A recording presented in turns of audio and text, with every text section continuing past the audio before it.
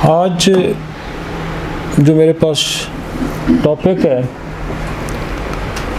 वो बड़ा ही आम टॉपिक है और दुनिया जहाँ बहुत सारे और मसाइल से दोचार है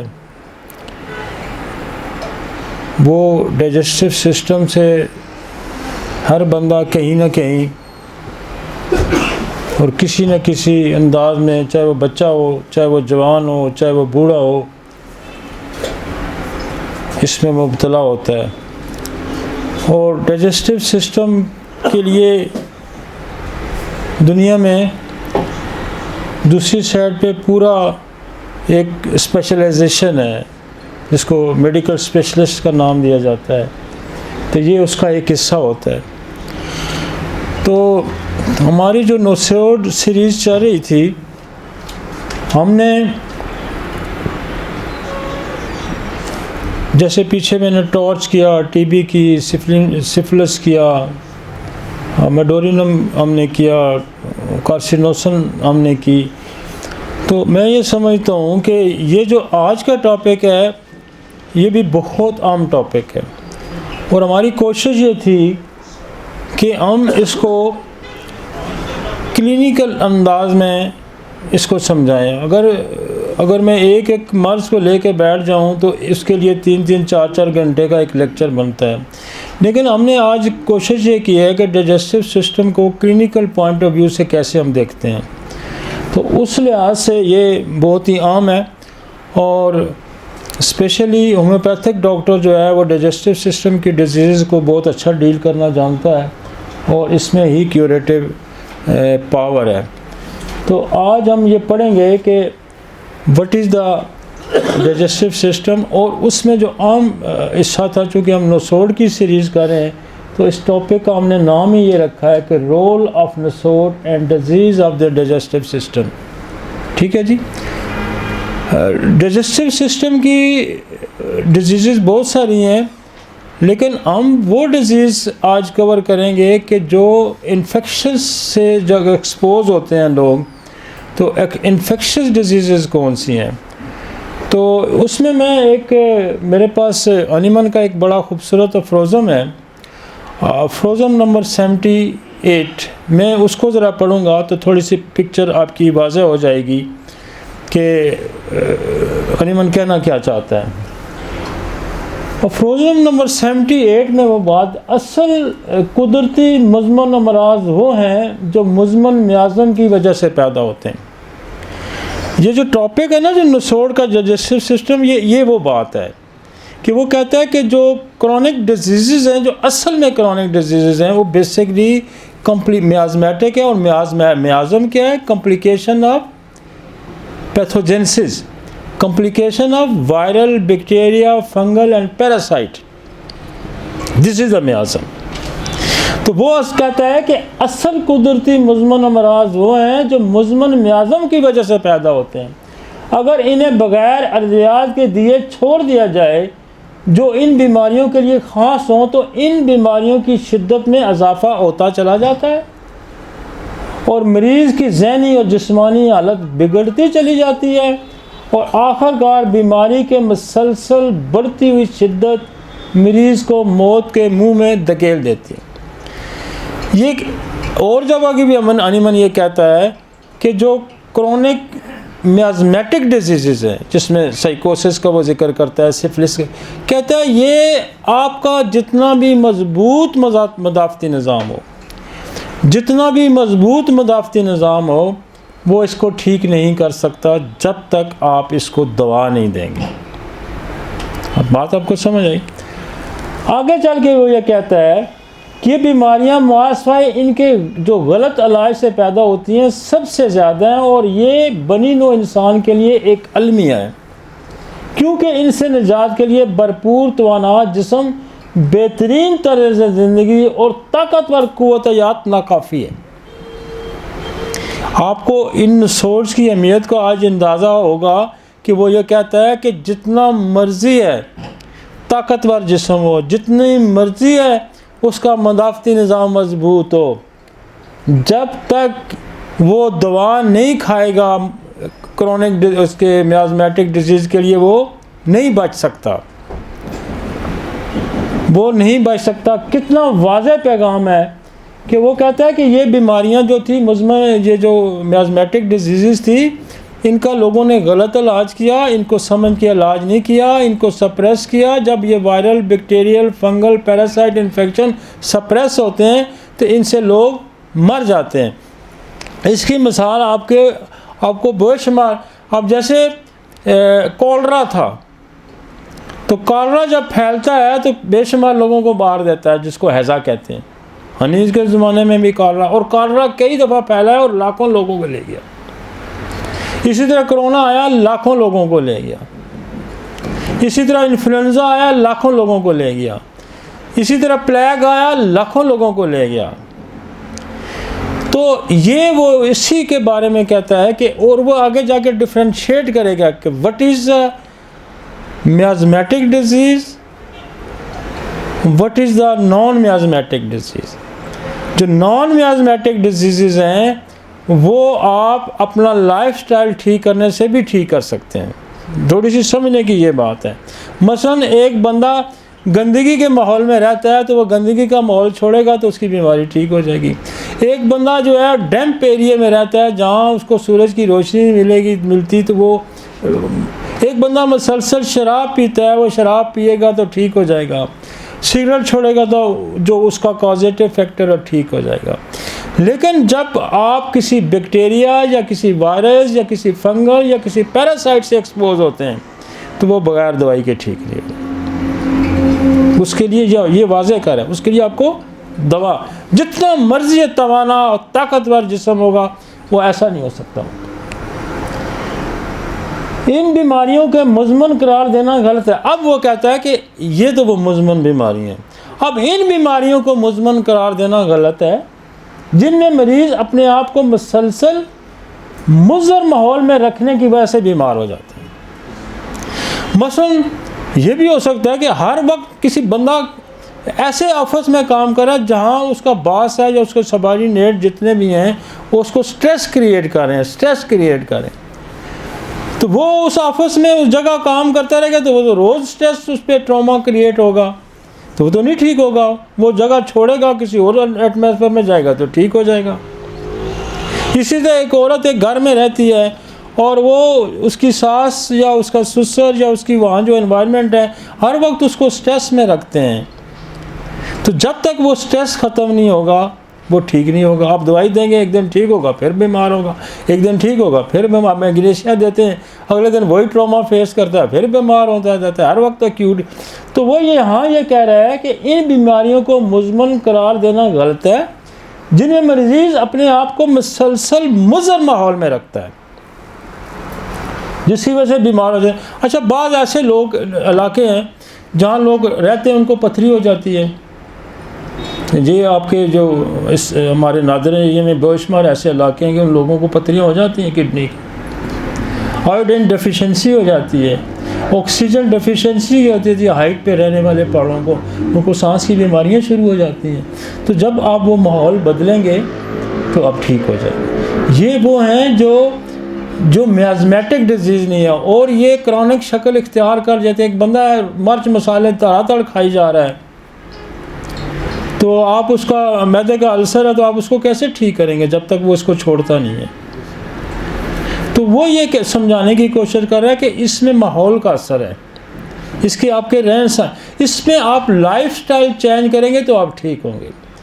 लेकिन जब आप किसी बैक्टीरिया वायरस से एक्सपोज हो गए तो फिर दवा बहुत ज़रूरी है। जो आज का मेरा टॉपिक है, हमारा टॉपिक ये है कि infectious disease in digestive system के क्या रोल है उनका। तो एक तो बंदा मसाले खा रहा है, रात को रोज़ पकड़ियाँ खा रहा है, रात को गलत चीज़ें खा रहा है, ऑयल गलत यूज़ कर रहा है तो वो बीमार होता है, तो हम उसको छुड़ा के उसको ठीक कर सकते हैं। या वो हमारी नक्स वमीका से ठीक हो जाएगा, या हमारी वो परसटीला से ठीक हो जाएगा, आर्सेनिक से ठीक हो जाएगा, इन दवाइयों से भी वो ठीक हो जाते हैं। लेकिन जहाँ मियाज़मेटिक कंडीशन आ जाएगी तो फिर नसोड़ का इस्तेमाल किए बगैर आप ऊपर क्यूरेटिव पावर नहीं रखते। ठीक हो गया जी, आगे चलते हैं। आगे चलाओ ना जी। जैसे वो कहते हैं, एग्जाम्पल देते हैं, शराब नोशी में मुब्तला रहने वाले मरीज, जिनसी सरगर्मी में मुब्तला रहने वाले लोग, वो लोग जो लंबे अरसे तक सेहतमंद जिस्म के लिए दरकार मादों से महरूम रहते हैं, जो गैर सेहतमंद जगहों में रहते हैं, ख़ासकर गंदे पानी वाले इलाकों में, वो लोग जो कैद खानों बंद जगहों में रहते हैं, वो लोग जो जिस्मानी वर्जिश या खुली फ़ज़ा से महरूम रहते हैं, वो लोग जो हद से ज़्यादा जिस्मानी ज़हनी मशक्क़त अपनी सेहत को तबाह कर लेते हैं, जो मुसलसल खौफ की हालत में रहते हैं वगैरह, इन लोगों को अगर बेहतर माहौल मुहैया किया जाए तो इनकी बीमारियां खुद ब खुद ठीक हो जाती हैं, बशर्ते कि इनमें कोई मुज़मन मियाज़म ना हो। इन बीमारियों को मुज़मन अमराज नहीं कहा जा सकता। अब इस अफरोज़म में दो बातें वो कर रहा है, एक नॉन मियाज़मेटिक डिजीज़ जो माहौल की वजह से ख़राब होती है, आपकी आदत की वजह से ख़राब होती हैं, एक जब आप किसी पैथोजेनेसिस के एक्सपोज होते हैं और वो हैं। तो आज हम ये देखेंगे कि जब हमारे पास डाइजेस्टिव सिस्टम का मरीज़ आएगा तो हमारे जहन में पहले सवाल क्या होना चाहिए कि आ गया जी मैं मैदे का मरीज़ हूँ। आपको खुद कहते हैं सर मैं 20 साल से मैदे का मरीज़ हूँ। तो 3 क्वेश्चन आपके रेज होने चाहिए, 3 सवाल आपके जहन में रेज होने चाहिए। पहला सवाल कि ये मियाज़मेटिक है, नॉन मियाज़मेटिक है या ऑटोइम्यून डिजीज़ है। मतलब नॉन मियाज़मेटिक क्या है कि ये इसकी रहन सहन से आपका सवाल होना चाहिए कि यार आप खाते क्या हैं, क्या आप पान तो नहीं खाते, क्या आप तम्बाकू तो नहीं खाते, क्या आप शराब तो नहीं पीते, आपकी ईटिंग हैबिट क्या है, आपकी नींद ठीक है, आप स्ट्रेस के माहौल में तो नहीं। ये सवाल पहला आपका बनता है। अगर आपका सवाल यहाँ क्लियर हो जाता है तो ठीक, वो करना फिर आपने देखना कि यार आपको कोई बैक्टीरियल इन्फेक्शन मरीज़ को इतना पता नहीं होता। फिर आपने अगर उस सवालों के जवाब आपके पास नहीं आता तो लाहा माहला आपको उसकी बैक्टीरियल एंट्रोबैक्टीरियोसिस इसको कहते हैं। एंट्रो मतलब आंतों के निज़ाम का, बैक्टीरिया से आपका फिर उसका वो जायज़ा लेना है, कहीं इसके अंदर एच पाइलोरी तो नहीं है, कहीं इसको टाइफाइड तो नहीं हुआ, कहीं इसको कॉलरा तो नहीं हुआ। तो हमारे पास जब मरीज़ आता है ना, हम क्विक डिसीजन क्या, एक सवाल ये मसला हल हो जाएगा। पहला सवाल आपका रहन सहन पे होना चाहिए, उसके खाने पीने माहौल पे होना चाहिए। वो डिलीट हो गया, नहीं है जवाब आया। सेकेंडली आपको इन्फेक्शन डिजीज़ की तरफ जाना है। और थर्डली आपके पास तीसरा जो आपको ऑटोइम्यून डिजीज़ जो हैं वो भी आपके डाइजेस्टिव सिस्टम, जैसे आपका सीलियक डिजीज़ है। अब सीलियक डिजीज़ जो है वो ऑटोइम्यून डिजीज़ है कि आपका अपना मदाफ़ती निज़ाम आपके जिस्म के ख़िलाफ़ हो गया। बेसिकली वो भी किसी पैथोजेनेसिस की वजह से ही होता है, ये भी ज़हन में रखें। ये जो सेकंड पार्ट हमारा है इन्फेक्शन डिजीज़ से एक्सपोज आना, और वो ज़रूरी नहीं कि आप डाइजेस्टिव सिस्टम के किसी इन्फेक्शन डिजीज़ से एक्सपोज हुए हैं, वो किसी और जो वायरल बैक्टीरियल इन्फेक्शन किसी और सिस्टम को भी डिस्टर्ब कर रहा हो, आप उसमें भी एक्सपोज हो सकते हैं।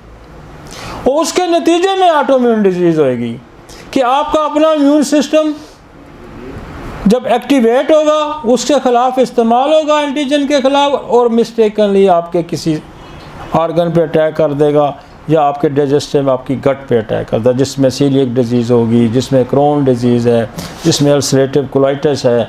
इस किस्म की जो बीमारियां हैं वो फिर उसके, तो आपके जहन में बेसिकली 3 क्वेश्चन रेज होने चाहिए। This is a miasmatic, non miasmatic lifestyle, और तो फिर आप उसका इलाज कर सकें। और मैं आपको ये बताऊं कि हमारे लोग जो है ना वो बिल्कुल अंधाधुंध फायर करते हैं, इस जो इन्फेक्शन डिजीज़ को कंसीडर ही नहीं करते। इन्फेक्शन डिजीज़ को कंसीडर करते, वो कहते हैं जी मैंने नक्स भी दे दी, मैंने पल्साटीला भी दे दी, मैंने सर आर्सेनिक भी दे दी, मैंने रुबूनिया भी दे दी, मैंने दवाई सर जी मैंने कोई नहीं छोड़ी जी, मैंने कोलोसेंट भी दे दी, मैंने फलानी भी दे दी, दवाई मैंने कोई नहीं छोड़ी। वो पर तू तो इलाज ही नॉन मियाज़मेटिक डिजीज़ का कर रहा है, तू मियाज़मेटिक को बंदा कहाँ आपका ठीक होगा? उसको जनाब कोई कॉलरा हो गया है, उसको कोई एच पेलोरी हो गया है, उसको इंट्राकोकस है, उसको टाइफाइड हुआ है, उसकी कॉम्प्लिकेशन आ गई है, तो तू तो इलाज कर रहा है उसका, नॉन जिसका जिक्र वो कर रहा है, वो तो लाइफस्टाइल चेंज कराने से भी ठीक हो सकती थी। उसमें आपका क्या कमाल है? उसमें ये होता है कि 100 में से 5-10 का तुक्का लग जाता है और वो उसी पे बस खुश और कायम और दायम रहता है। लेकिन साइंटिफिकली हमें ये देखना है कि जब हमारे पास डाइजेस्टिव सिस्टम का कोई मरीज़ आता है, उसको हमने कैटेगरीज बनानी है फ़ौरन। 3 सवाल आपने करने हैं, 3 सवालों में आपका जवाब आएगा और आपकी डायरेक्शन दुरुस्त हो जाएगी। आगे चलते हैं।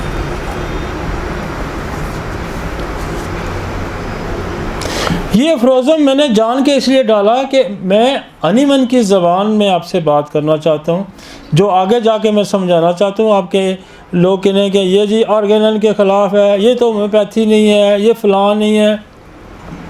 लोग जो है ना फिर सवाल, अब आगे जाके जिन उनका मैं ज़िक्र करूँगा, बैक्टीरिया का, वायरस का, पैरासाइट का, और फिर मैं नसोड़ का ज़िक्र करूँगा। तो जब तक आपको ये बात नहीं समझ आएगी तो आप लोगों के सवालों का जवाब भी नहीं दे सकेंगे और फिर आप अपनी प्रैक्टिस को बेहतर नहीं कर सकेंगे, क्योंकि बेशुमार लोग हैं, अनपढ़ हैं, जो सिस्टम में दाखिल तो हैं लेकिन उनको समझ नहीं है। वो बेसिकली हनीमैन की फ़िलासफ़ी, उसकी सोच से वो मुताबिकत ही नहीं रखते, उनकी दिमाग ही कुछ और है। उनके जहन में मियाज़मेटिक, हालांकि वो कहता है कि ये कहता है कि मियाज़मेटिक थ्योरी के बगैर होम्योपैथी जो है वो कंप्लीट ही नहीं होती। मियाज़मेटिक थ्योरी के बगैर, वो कहता है कि 4 basic principles and mathematic theory के बगैर होम्योपैथी तो कंप्लीट नहीं होती। तो what is the miasmatic theory? What is the miasmatic theory? Miasmatic theory ये है उसकी कि complication of viral, bacterial, fungal और पैरासाइट। अब 2 मियाज़म का जो बहुत बड़ा जिक्र करके गया है, सिफिलिस का जो मैंने पीछे सिफिलिनियम का हमने सिफिलिनियम में पढ़ा है, और वो क्या है? वो बैक्टीरिया है, और साइकोसिस क्या है? वो बैक्टीरिया है। तो ये चीज़ें जानना जो है ये ज़रूरी है। और आज का जो लेक्चर है ये इस पॉइंट ऑफ व्यू से हम जिक्र करेंगे, ये सारा मियाज़मेटिक है, ये सारा मियाज़मेटिक है। अच्छा, एक ये तो फ्रोज़न पहला था जो हमारे पास रूटीन में फ्रोज़न था, वो भी मैं पढ़ देता हूँ। हालांकि मुझे ये पहले पढ़ना चाहिए था, लेकिन आप इसको बाद में लेके। तकरीबन तमाम ज़हनी और जज्बाती बीमारियाँ दरअसल जिस्मानी बीमारियाँ होती हैं। अच्छा, ये बड़ा उनके लिए ज़रा सोच है कि जो सिर्फ़ अपने आप को महदूद कर लेते हैं कि जी मैं तो सिर्फ मेंटल सिम्टम पे इलाज करता हूँ। अक्सर लोग कहते हैं ना, मैं तो मजाज के अलावा दवाई नहीं देता, मैं तो बस ज़हनी उस पर दवाई देता हूँ। ये फ्रोज़न ज़रा उनके लिए मैंने नहीं लिखा कि इंसान को ऑप्टिमिस्टिक होना है। पिछले फ्रोज़न में कह रहा था कि ज़हनी बीमारियों को भी साथ कंसीडर करें। अब इस फ्रोज़न में वो कुछ और कह रहा है। इस फ्रोज़न में वो ये कह रहा है तकरीबन तमाम ज़हनी और जज्बाती बीमारियां दरअसल जिस्मानी बीमारियां होती हैं। तो समझ आइए। अब जिस्मानी बीमारियां कैसे होती हैं? मसलन इमोशंस। अब किसी का टेस्टोस्टेरोन लेवल ही नीचे है, किसी का सेरोटोनिन जो ब्रेन के अंदर है वो कम है, वो केमिकली कम है, तो वो क्या होगा? मायूस होगा। तो सेरोटोनिन की कमी जो है, डेफिशिएंसी जो है, या किसी भी ब्रेन के न्यूरोट्रांसमीटर की कमी क्या है, वो बेसिकली जिस्मानी है। इजहार क्या है? वो ज़हनी है। किसी बंदे को चोट लगती है तो वो दर्द का इजहार करता है, वो बीमारी जिस्मानी है, इजहार तो ज़हनी है तो ज़हनी है। और इसी तरह बेशुमार चीज़ों की मोडेलिटी है, बीमारी जिस्मानी होती हैं। उसको दिल की तकलीफ़ है और उसकी तीनों आर्टरीज बंद हैं, दिस इज़ द जिस्मानी बीमारी। अब उसको कार्डियोलॉजिस्ट कहता है कि तुम्हारी तो 3 आर्टरीज बंद हैं, लिहाजा अगर तुम इसका इलाज नहीं करोगे तो तुम मर जाओगे। तो वो क्या होगा, थी जिस्मानी होगी ज़हनी। तो इस बात का वो जिक्र करता है कि तकरीबन तमाम ज़हनी और जज्बाती बीमारियां दरअसल वो जिस्मानी बीमारियां होती हैं, जिसमें ज़हन और मजाज की इलामत में इजाफा हो जाता है। अगर वो ये सोचता है कि फियर है, उसको फियर है कि मुझे कोई बीमारी होगी, ये फियर है, एक नॉर्मल ये फियर बंदा हर इंसान कहता है यार मुझे ये बीमारी ना, जब उसको ये बीमारी हो जाएगी तो ज़हनी कैफियत तो और ख़राब हो जाएगी। वो सुनता था कि दिल की बीमारी से बंदा मर जाता है, जब उसको खुद दिल की बीमारी होगी, दिल की बीमारी क्या है, जिस्मानी बीमारी है, तो खौफ बढ़ गया ना। लिहाजा ये ऐसा नहीं होता कि हम हर मरीज़ को एक ही खाते में डील करें। आपको आधा मटीरियल मेडिका में दिखा दूं जिसमें जिस्मानी ज़हनी अलामत ही कोई नहीं है, और वो करामत दवाइयाँ हैं, बस आर्टिका यूरेनस की ज़हनी अलामत ही कोई नहीं लिखी हुई। तो आर्टिका जिस्मानी बीमारी है ना, वो जिस्मानी बीमारी के लिए अगर हमारे पास आपकी ग्रेप आर्टरी का यूरिन पे नहीं है तो आप तो यूरिक एसिड को ठीक करने की सलाहियत नहीं रखते। इसलिए अपने जहन को खोल के रखें। वन लाइन सोच जो है वो आपको सक्सेस नहीं करती। आपके पास ये जो साइकिल बनाई है ना, ये इंसान ने बनाई है, इसके बारे में साइकिल बनाने वाला बता सकता है कि ये साइकिल का ये पुर्जा इतने साल चलेगा, ख़राब होगा तो ऐसे ठीक हुआ। ये जो इंसान है इसका क्रिएटर जो है वो खुदा है, और इंसान को समझने के लिए निज़ाम कुदरत को समझना पड़ता है, फिर दिमाग बड़ा खोल के रखना पड़ता है। फिर एक सूबे की हुकूमत चलाने के, एक डिस्ट्रिक्ट को चलाना और बात है, फिर जब आप सूबे में आते हैं उसको चलाना और बात है, फिर जब आप मरकज़ में आ जाते हैं फिर आपको इंटरनेशनल भी डील करना पड़ता है। तो you are the prime minister, समझे। डॉक्टर जो होता है वो प्रेसिडेंट प्राइम मिनिस्टर, उसने सिर्फ जो है ना एक डिस्ट्रिक्ट को नहीं देखना। मैं एक मिसाल देता हूँ, उसने क्या देखना है, इंडिया में क्या हो रहा है, इधर रशिया में क्या, इस सारी इन्वायरमेंट को उसने देखना है। तो जब आप किसी बंदे का इलाज करेंगे उसको जहन को सिर्फ नहीं पकड़ेंगे, वो देखेंगे उसको उसकी टांग भी कट गई है यार, उसका मैं क्या करूँ, उसका क्या मैं आजमेटिक में मजाजी इलाज करूँगा, उसको तो मुझे आर्निका देनी पड़ेगी, उसको तो मुझे लीडम देनी पड़ेगी, उसको तो मुझे सल्फाइटम देनी पड़ेगी, उसको तो मुझे वो दवाइयाँ देनी पड़ेगी। इसका मतलब आपने आधी मखलूक ही छोड़ दी। और ये मैं नहीं कह रहा, और मैं अक्सर जगह दोस्तों में बैठ के करता हूँ कि नहीं भाई ठीक है, this is the part of the treatment, but this is not the total. इसको आप एक जुज़ समझ सकते हैं। तो ये इस अफरोज़म का अनिमल यहाँ आके जिक्र कर रहा है। जबकि जिस्मानी नेमत कम हो जाती है, आहिस्ता आहिस्ता ज़्यादा तेज़ी से होता है, हत्ता कि ये एक तरफा रुख इख्तियार कर लेती है, गोया ज़हन और मजाज के किसी हिस्से में एक पोशीदा मर्ज़ हो। तो इसलिए जहाँ ज़हनी होगा, ज़हनी फियर, खौफ, आपकी फीलिंग्स वो ज़रूरत है, लेकिन बॉडी की पैथोलॉजी भी एक्सप्रेस थ्रू माइंड। आपको यहाँ चोट लगती है, मेरा एक लेक्चर था ना पेन का, आप अंदाज़ा लगाएं कि वो बर्निंग चोट का भी ऐसा आपको होता है क्या, बर्निंग पेन है जी, ओ जी दर्द है, साथ जलन भी हो रही है। अच्छा जनाब वो जो है थ्रॉबिंग पेन है जी, जूं जहाँ ब्लड की सर्कुलेशन कहीं रुकेगी तो थ्रॉबिंग पेन शुरू हो जाएगा। करंट लाइक पेन आता है जी, क्यों आता है, जहाँ नर्व्स इन्वॉल्व हो जाएंगे, जहाँ मसल इन्वॉल्व होगा, लोकल होगा, वो पूरा मसल इन्वॉल्व हो जाएगा। जहाँ नर्व की चोट आएगी तो पूरी लाइन पकड़ी जाएगी। तो ब्रेन थ्रू एक्सप्रेस करता है कि मुझे नर्व की चोट है, लिहाजा मुझे ये करंट लग रहा है, इसका मतलब नर्व की चोट। हड्डी की चोट होगी तो उसका दर्द और होगा।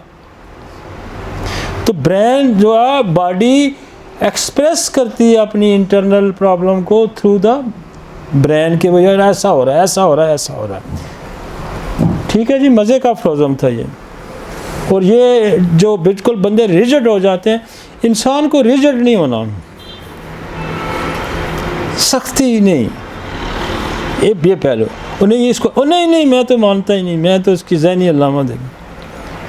और मैं आपको सच्ची बात बताऊँ कि जो सिर्फ जिस्मानी अलामात पे इलाज करने वाले लोगों के मरीज़ों की तादाद बहुत ज़्यादा है, और जिस ज़हनी अलामात के मरीज़ों की तादाद देखने वालों की बहुत कम है, उनके पास कम है। लेकिन हमें ज़हनी भी नहीं छोड़ना, हमें जिस्मानी भी नहीं छोड़ना। और हमारे यहाँ एक और बड़ी कबाहत चली आ रही थी कि वो बैक्टीरिया को तो मानते ही नहीं थे। वो अल्लाह के बंदे ना ज़हनी छोड़ना, ना जिस्मानी छोड़ना, ना बैक्टीरिया को छोड़ना, तीसरे को नहीं बोलना। वो किसी ने किसी को कहा बताया चढ़ाई अच्छी है या उतराई, उसने कहा तूने चिकड़ का कीचड़ का तो तुमने नाम ही नहीं लिया, वो भी है बेच हैं। उन्होंने कहा तुम्हें चढ़ाई अच्छी लगती है या उतराई, उन्होंने कहा यार एक तीसरा भी है। तो यह नहीं जिस्मानी, और ये एक और भी खाता है जिसको अनीमन ने ये कहा कि इसके बगैर इलाज नामुमकिन है। तो ये बहुत बड़ा सब्जेक्ट है जिसको हम देखने जा रहे हैं। ठीक है जी, आगे चलते हैं।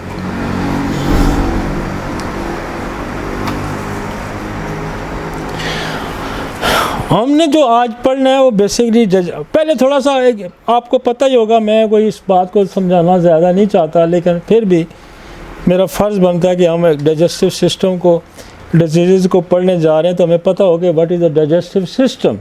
एक शॉर्ट सी और बड़ी आम फहम सी हमने एक डायग्राम आपके सामने रखी है कि माउथ से ये शुरू हो जाता है, और माउथ कैविटी है, इसमें इन्वॉल्व है, यहाँ से डाइजेस्टिव सिस्टम के मसाइल। फेरेंक्स है ये नीचे, फिर ये आपकी खुराक की नाली है जिसको ओसोफेगस कहते हैं, और उसके बाद आपका स्टोमक है, और स्टोमक के साथ जो आपका पैंक्रियाज है और लिवर, ये सारा डाइजेस्टिव सिस्टम का हिस्सा है। डाइजेस्टिव सिस्टम मैदा और आंतें नहीं है, ठीक है ना जी। तो ये स्टैग में कहीं भी कोई प्रॉब्लम होगा तो हम उसको कहेंगे ये डाइजेस्टिव सिस्टम में प्रॉब्लम। अब लिवर है, गॉल ब्लैडर, पित्ते में पथरी हो जाती है, पित्ते में कैंसर हो जाता है, तो जो आपकी बॉल डक्ट आ रहा है, वो बाइल आ रहा है, इस डक्ट से निकल के वो ऑब्स्ट्रक्ट करेगा, तो आपका फैट से डिज़ोल्व नहीं होगा। और पेंक्रिया से आपके एंजाइम आ रहे हैं जो आपको उसको करते हैं, एसिडिक रिएक्शन को ठीक करते हैं।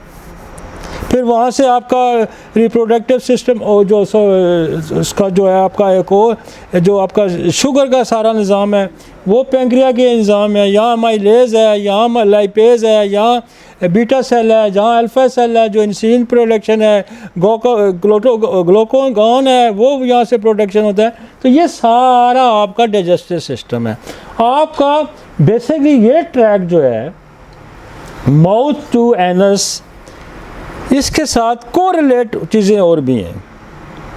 लिहाजा बाज़ दफ़ा जैसे मैं आपका घर है या मेरा घर है, तो मेरा घर बाज़ दफ़ा मेरे रिश्तेदारों की वजह से डिस्टर्ब हो सकता है, मेरा घर मेरे दोस्तों की वजह से डिस्टर्ब हो सकता है, मेरा घर मेरे पड़ोसियों की वजह से भी डिस्टर्ब हो सकता है। तो that is the part of your life कि आपके रिश्तेदार, आपके भाई, तो ये जो 7 रिश्तेदार बैठे हुए हैं इनको भी आपने देखना है। अब देखें ना, हेपेटाइटिस बी सी कहाँ होता है, वो लिवर में होता है। अल्टीमेटली लिवर सिरोसिस हो जाएगा, यहाँ कोई ऑब्स्ट्रक्शन हो जाएगी तो फिर डाइजेस्टिव सिस्टम भी। तो 3 चीज़ें हमने ये कहा था, ये आपका डाइजेस्टिव सिस्टम है।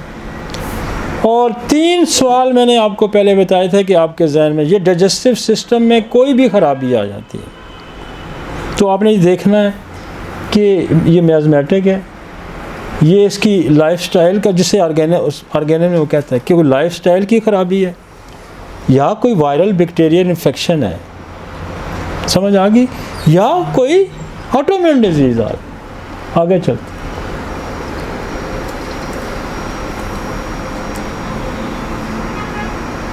इंट्रोडक्शन क्या है?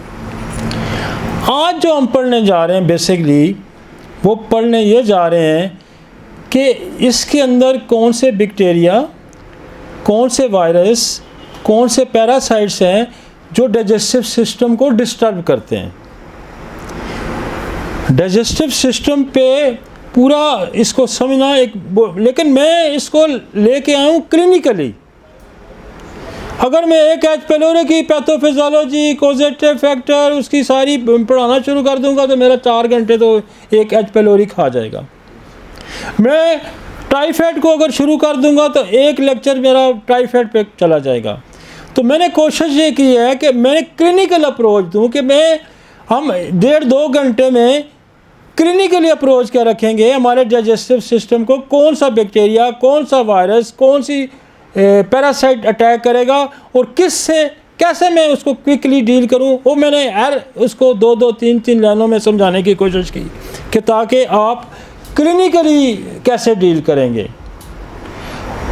थ्योरेटिकली आप जितना मर्जी पढ़ते जाएं, लेकिन कामयाबी कहाँ है? कामयाबी क्लिनिकल अप्रोच में है, क्लिनिकल अप्रोच में। और हम आपको ये बताने जा रहे हैं कि क्लिनिकल अप्रोच में नॉन मियाज़मेटिक डिजीज से, जिसका अनिमन ने जिक्र किया, मैं भी जिक्र कर रहा हूँ, उससे हट के आपको जब बैक्टीरियल इन्फेक्शन पे आपको जाना होगा तो आप क्लिनिकली कैसे डायग्नोज करेंगे। ठीक है ना? The briefly define the digestive system infection caused by bacteria. जब लफ्ज़ इन्फेक्शन आ जाएगा तो क्या होगा? Caused by bacteria, parasites and viruses. और एक और होता है फंगल भी बाद ऑफ माउथ में आ जाता है, जैसे कैनाडीडा होता है, वो भी डाइजेस्टिव। ठीक है ji. That affect the gastrointestinal tract. Common system क्या होंगी, सिम्टम क्या होंगी जी? इससे डायरिया हो जाएगा, इससे मैदे में पेन हो सकता है, इसमें पेट में पेन हो सकता है, इससे नौजिया हो सकता है, इससे वॉमिटिंग होगी। ठीक है जी। ये अलामात आके मरीज़ आपको क्या प्रेजेंट करेगा? सर जी मुझे तो पेट ख़राब हो गया, मेरे मैदे में दर्द है जी, मुझे उल्टियाँ हो रही हैं, मुझे ये सिम्टम आपके सामने लेके आएगा। तो जब ये सिम्टम लेके आएगा, ये 4-5 अलामात के साथ प्रेजेंट होगा, तो आपको एक तो वो उसकी हैबिट पे सवाल, कल खाया क्या तूने, जो तो उसने कोई गलत खाया, उस पर आपने आइसक्रीम खाई, फलां खाया, तो उस पर तो आपने आर्सेनिक दे देनी है, उस पर तो आपने नक्स भूमिका देनी है। अगर ऐसा नहीं तो फिर आपको जाना है कि कहीं वायरल बैक्टीरियल। अब जैसे बहुत ज़्यादा गर्मियों में कॉलरा फैलता है, बहुत ज़्यादा गर्मियों में, तो उसमें क्या होता है? उल्टी होगी, मोशन होंगे, तो आपको लामाला कॉलरा की तरफ जाना होगा। तो ये चीज़ें इस तरह से देखनी। आगे चलते हैं, थोड़ा बड़ा हो सकता है।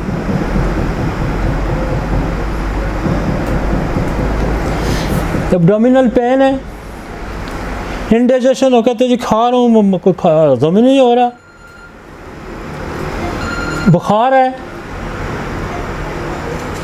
स्टूल ब्लैक आ गया क्योंकि कहीं हेमरेज हो गया, ब्लडिंग हो गई है, वॉमिटिंग, ब्लड कॉफी और वॉमिटिंग हो गई, नाउजिया और लॉस ऑफ एपिटाइट हो गया, एब्डोमिनल ब्लोटिंग हो गई। ये अलामात लेके वो आएगा, ये अलामात वो लेके आपके पास आएगा। इसमें एक्यूट भी होंगी, इसमें कोई बंदा आएगा मुझे 2 दिन से है, मुझे 4 दिन से है, कोई कहेगा जी मुझे तो 5 साल से है, मुझे 10 साल से है। तो हम अगर वो एक्यूट आ रहा है तो इट्स मीन्स के कॉलरा हो सकता है, कल हुआ जी, परसों हुआ, 2 दिन की बात। अगर वो कहता है जी मुझे तो 10 साल से मैं बीमार हूँ, इसका मतलब है तो क्रोनिक अल्सरेशन है, गैस्ट्राइटिस है, ये कहीं एच पेलोरी हो सकता है, ये टाइफाइड हो सकता है। क्यों जी? तो आपने एक्यूट किसी और अंदाज में डील करना है, क्रोनिक को किसी और अंदाज में डील करना है। और हमारे पास जैसे लोग आते हैं, अब मैं कॉलरा वहाँ से बाहर से, कॉलरा नसोड है, हम नक्सोमिका से भी चीज़ें ठीक करते थे, पल्सटीला से भी ठीक करते थे, एपिकॉक से भी ठीक करते हैं, बिस्मिथ से भी ठीक करते हैं, कैडमियम सल्फ से भी ठीक करते हैं, वराइटम अल्बम से भी ठीक करते हैं, क्यूप्रोमेट से भी ठीक करते हैं, कैंफर से भी ठीक करते हैं कॉलरा। लेकिन जब से हमने स्पीड अप हम हो गए हैं, जब से हमने एक डोज हम कॉलरा की दे देते हैं, स्पीड अप हो गए ना। उसके बाद बेशक आपने वेराइटम दे दी, क्यूपरम दे दी, कोई भी दे दी, आपका यूं काम चल पड़ेगा।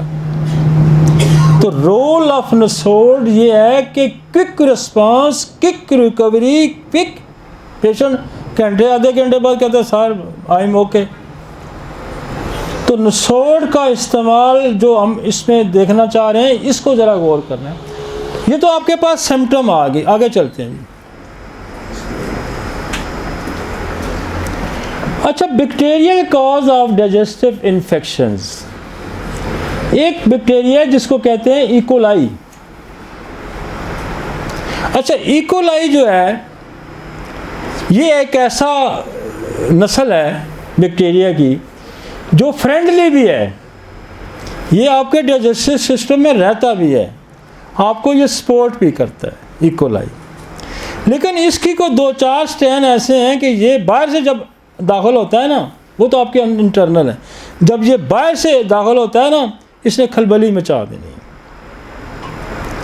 मतलब मैं ट्रैक करता हूँ यहाँ पहाड़ी पे, तो यहाँ जो रेजिडेंट जो वो है लेपर्ड है ना, रेजिडेंट जो यहाँ रहने वाला है, वो इम्यून होता है, वो एक साइड पे फिरता रहता है, बंदों को तंग नहीं करता।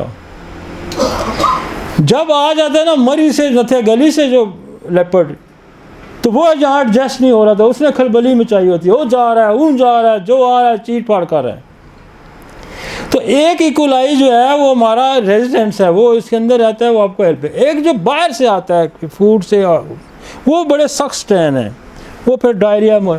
तो ये वो कहते हैं सम स्ट्रेन लाइक इकोलाई, उसके नंबर भी उसने produce toxin that cause severe diarrhoea and abdominal cramp. तो क्या करना चाहिए आपको? इसका कल्चर करवाना चाहिए, फ़ौरन इनके कल्चर कराने चाहिए कि यार ये क्या है, कोई क्या आ गया इसके अंदर। इकोलाई बेताशा मिलता है आपको। तो इसके लिए हमारे पास आपको सिम्टम, हमारे पास इकोलाई नसोड है, और 1M10M की एक डोज दें उसको। मैं इसकी ज़्यादा डिटेल में नहीं जाना चाहता, क्योंकि एक इकोलाई जो है उसको पढ़ाऊंगा तो बड़ी लंबी, आप हम इसको जाके आप कहेंगे, मैं जब अगला मैं मेरा लेक्चर आएगा यूरिन ट्रैक इन्फेक्शंस, उसमें भी ये आएगा। अब ये गट वाला जो है ना, जो गट वाला रेजिडेंट है, ये अगर किसी वजह से निकल के तो यूरिन ट्रैक में आएगा ना, इसने वहाँ खलबली मचा देनी, इसी ने, आपके अंदर वाले ने। क्योंकि यहाँ स्टमक में उसका फ्रेंडली माहौल में वो रह रहा है, जब वो यूरिन ट्रैक में चला जाएगा तो उसके लिए माहौल मुख्तलिफ होगा। वहाँ फिर उसने इधर भागना है, उधर भागना है, तहस नहस कर देगा, यूरिन ट्रैक इन्फेक्शन कर देगा, बार बार पेशाब आएगा। तो इसकी वो अलग प्रॉपर्टी है। यही बैक्टीरिया उधर ट्रांसफ़र हो जाएगा, काम को जो और ख़राब कर देगा।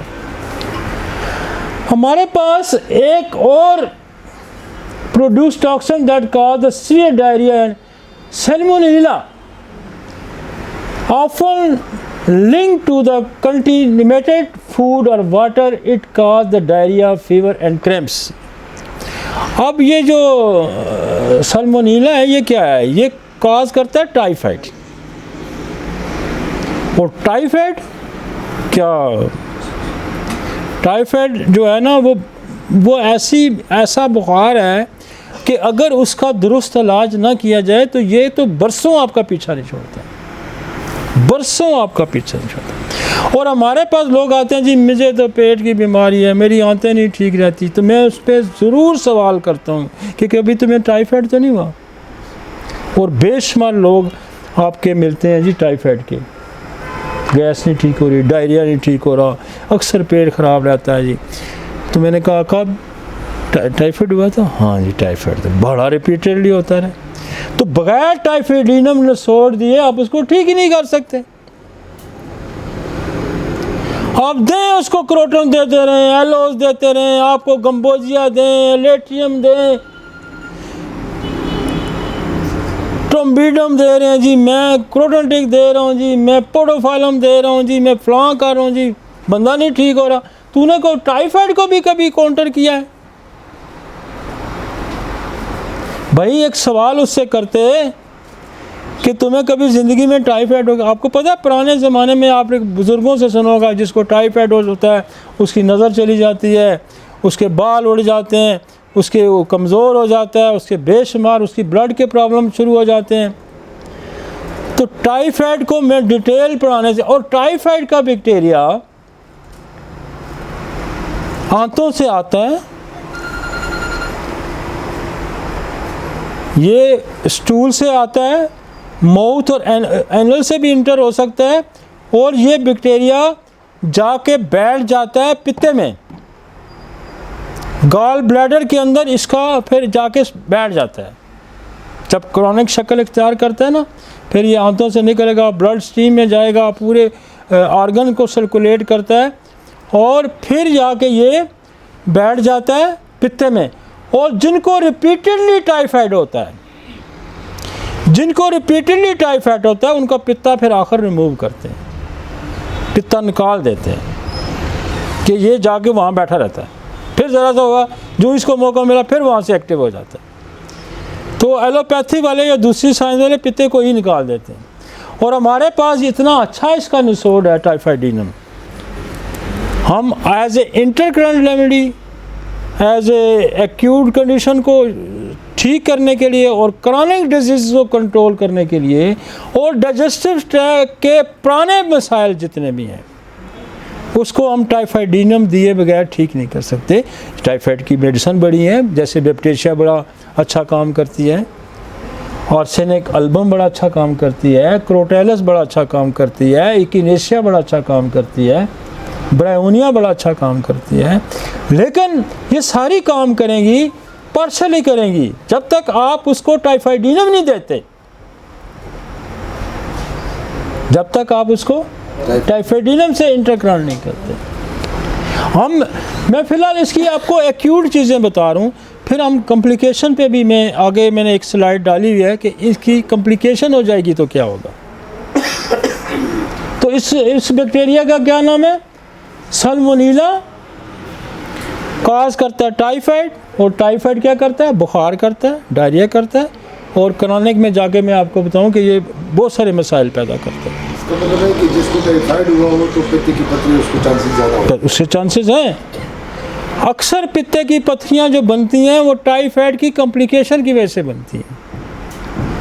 आप उससे सवाल करेंगे तो कहीं ना कहीं दूसरे तीसरे चौथे मरीज़ को टाइफाइड हुआ होता है। टाइफाइड का बैक्टीरिया जिस्म से जाता नहीं है, वो आके जब तक उसका होम्योपैथिक तरीके से इलाज ना किया जाए, वो आके पित्ते में बैठ जाता है, इसीलिए पित्ता रिमूव करते हैं।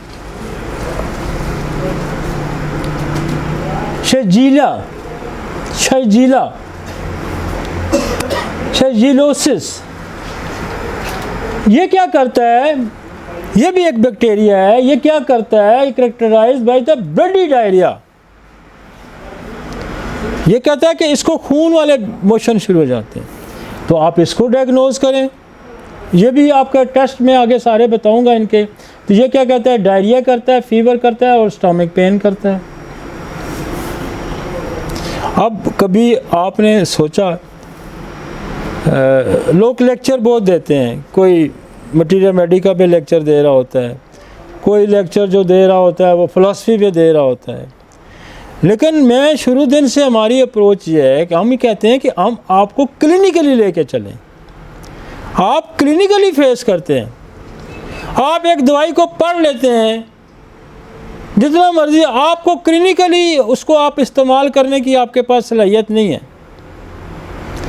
अब एक दवाई है फास्फोरस, एक दवाई है ब्रायोनिया, एक दवाई है बेलाडोना, ये पॉलीक्रिस्टल रेमेडीज़ हैं। आप कहेंगे यार मैं इसको कहाँ इस्तेमाल करूँ? तो इस ज़माने में ये बड़ा ज़रूरी है कि आपको टारगेटेड थेरापी चाहिए, और टारगेटेड थेरापी क्लिनिकल अप्रोच से हो सकती है। आप टारगेटेड थेरापी देंगे, बंदा आपके पास आया है, उसको कॉलरा हुआ है, आप जाके उससे कैंसर की अलामात पूछनी शुरू कर दें। आप उससे कहेंगे तुम्हें फलां ज़माने में तुमने हॉकी खेली थी तो हारा था तो दूसरी वजह से बीमार है। नहीं भाई, टारगेटेड थेरापी पे आओ। आपने मरीज़ को कंपटीशन में बैठे हुए हैं, आप शहर में कंपटीशन में अपने मरीज़ को ठीक कर रहे हैं, आपने 3 घंटे बैठा के उसकी स्टोरी से, वो तो मरने लगा मोशन से, और आपको पता है ये कोरोना के मरीज़ मर जाते हैं, डिहाइड्रेट हो के लोग मर जाते हैं। तो आप उससे कहानियाँ किसे कर रहे हैं, उसकी बाप दादा का पूछे, भाई इसको तो टाइफाइड हुआ है, इसको तो कोरोना हुआ है, इसको तो एकुलाई हुआ है, यार इस पे तरफ फोकस कर। और हनीमन बड़ा क्लियर, इसलिए मैंने फ्रोजन पढ़ के दिखाया कि वो बड़ा कहता है जब तक आप म्याज़म को दवा से ठीक नहीं करेंगे वो ठीक नहीं होगा। आगे चलें जी।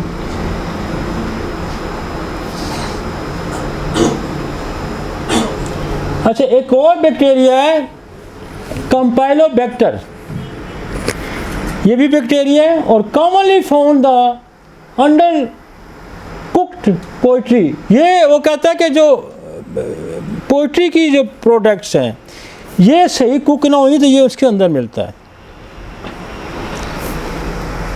Leading to diarrhoea, fever and cramping. अब अलामात इसकी भी बड़ी हैं, लेकिन एक बात सुनिए, जब तक आप इनको आइडेंटिफाई नहीं करेंगे,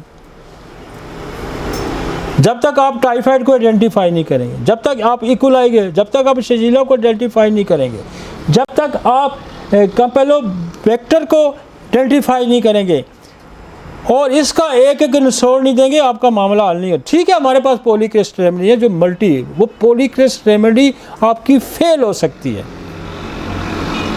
इसलिए लोग कहते हैं कि अकॉर्डिंग टू, बिल्कुल अलामात के मुताबिक मैंने उसको दी थी दीदी भाई, बिल्कुल आर्सेनिक की अलामात थी, बिल्कुल वराइटम एल्बम की अलामात थी, बिल्कुल क्यूप्रोमेट की अलामात थी, बिल्कुल कैंफर की अलामात थी, लेकिन उससे मरीज़ हो जाएंगे 100 से 10 ठीक हो जाएंगे, 20 ठीक हो जाएंगे। जब आपने फिट करना है ना उसको कोलरा, तो फिर 100% ठीक हो जाएंगे। कोलरा आप रिसोर्ट जब देंगे तो फिर 100% ठीक हो जाएगा, या कैम्पाइलोबैक्टर जब उसको देंगे तो 100% ठीक हो जाएगा। अब एक और बड़ा बहुत ही, ये मैं 2016 में जब हमने एग्ज़ाम दिया उसका BHMS का, तो हमने वहाँ ये पढ़ा, H. pylori जिसको कहते हैं, हेलिकोबैक्टर पाइलोरी, पूरा नाम जो है उसका H. pylori, शॉर्ट इसको प्रोनाउंस करते हैं। और इसमें था कि ये मैदे के बेशुमार अमराज पैदा करता है H. pylori। फिर मैं जब UK गया तो मैंने वहाँ से H. pylori 2016 में वहाँ से मैं लेके आया, और फिर हमने H. pylori का निचोड़ का इस्तेमाल शुरू किया, और बेशुमार गैस्ट्राइटिस के जो मरीज़ हैं, बेशुमार गैस्ट्राइटिस के मरीज़ हैं, मैदे के अल्सर के मरीज़ हैं, चाहे उनको H. pylori है या नहीं, H. pylori काम करता है। और फिर हमने टेस्ट कराने शुरू किए H. pylori, इसका टेस्ट का होता है H. pylori IgM और IgG, ये हमने कराए, तो सैकड़ों हज़ारों लोगों के पॉजिटिव आने शुरू किए। अब तो अनपढ़, जब से मैंने 8 साल इस निचोड़ का हमने इस्तेमाल किया लोगों के साथ, अब तो अनपढ़ बंदा अगर उसको मैदे की तकलीफ है ना, तो वो कहता है मुझे H. pylori का टेस्ट कराना है, और आके आपको भी बताएगा जी डॉक्टर साहब मुझे H. pylori है। ये बैक्टीरिया बहुत पुराना डायग्नोज हुआ है, लेकिन खुदा मेरा जानता है कि इसको पॉपुलराइज हमने किया, ये निचोड़ भी मैं लेके आया, और अब तो हर बंदा H. pylori पे लेक्चर दे रहा है, H. pylori, दवाइयाँ भी बन रही हैं, सब कुछ बन रही हैं। लेकिन इसको जब मैंने पढ़ा तो वो कहता था कि ये अल्टीमेटली, इसमें लिखा होगा उसने कि पेप्टिक अल्सर। अब जिस भी एलोपैथिक डॉक्टर के पास जाए ना, वो कहते हैं मैदे का दर्द है, कि तुम्हें पेप्टिक अल्सर है, तुम्हें गैस्ट्राइटिस है, तुम्हें अल्सर है।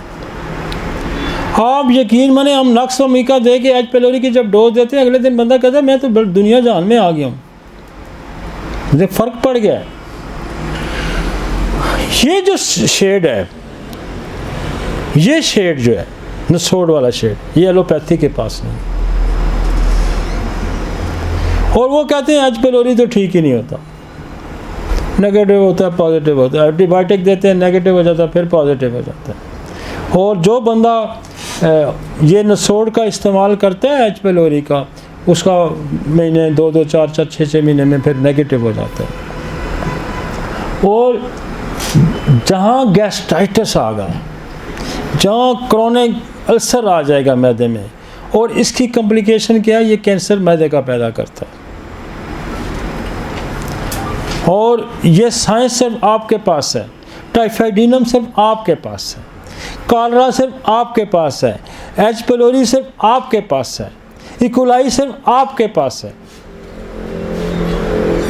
और एलोपैथिक डॉक्टर मेरे दोस्त बहुत शुमार, वो जब सुनते हैं कहते हैं अच्छा ये भी निसोड़ आपने बना ली है, आपने ये निसोड़ भी बना ली है। समझते वो बिल्कुल हैं,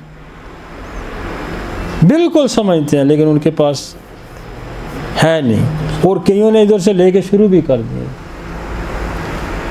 एक और बैक्टीरिया है क्लोस्ट्राइडियोसिस, ये सी डिफ लिखा जाता है। This is the cause severe diarrhoea often associated with the antibiotic use, और ये एंटीबायोटिक यूज से भी और ख़राब हो जाता है। बाज़ बैक्टीरिया ऐसे हैं जो ज़िद पकड़ लेते हैं किसी एंटीबायोटिक के ख़िलाफ़, इसलिए वो कहता है कि ये एंटीबायोटिक के इस्तेमाल से भी पैदा हो जाता है। क्योंकि बाज़ ऐसे बैक्टीरियाज़ हैं और बाज़ ऐसे जो रेजिस्टेंस ब्रीड ड्रग बरसों से खा रहे हैं लोग, बरसों से एंटीबायोटिक, 20-20 साल से लोगों को एच पेलोरी है,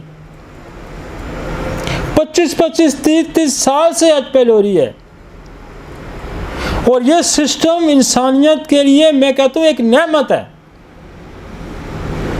जो लोग ये कहते हैं ना ये नसोड़ जो कहाँ से आ गया, वो खुदा के बंदे, आपने हनीमन को पढ़ा ही नहीं है, इसका मतलब है आपने उसको पढ़ा ही नहीं है।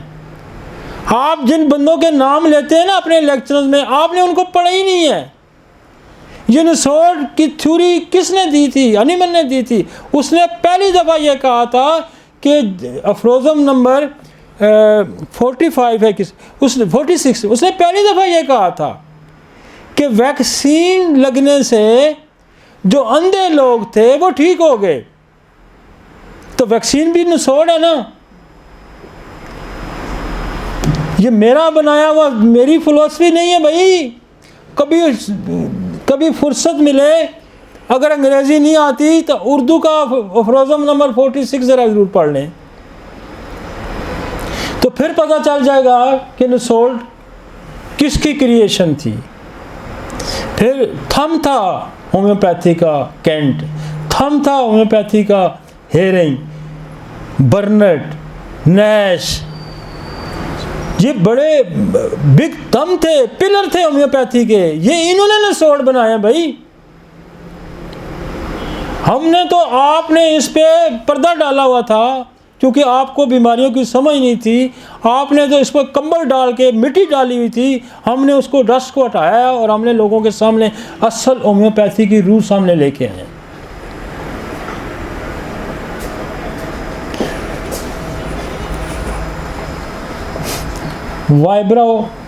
वाइब्रियो कोलरा, और आपको पता है ये जो कोलरा है, इससे हनीमन का बड़ा नाम पैदा हुआ था जब कोलरा जर्मनी में फैला था।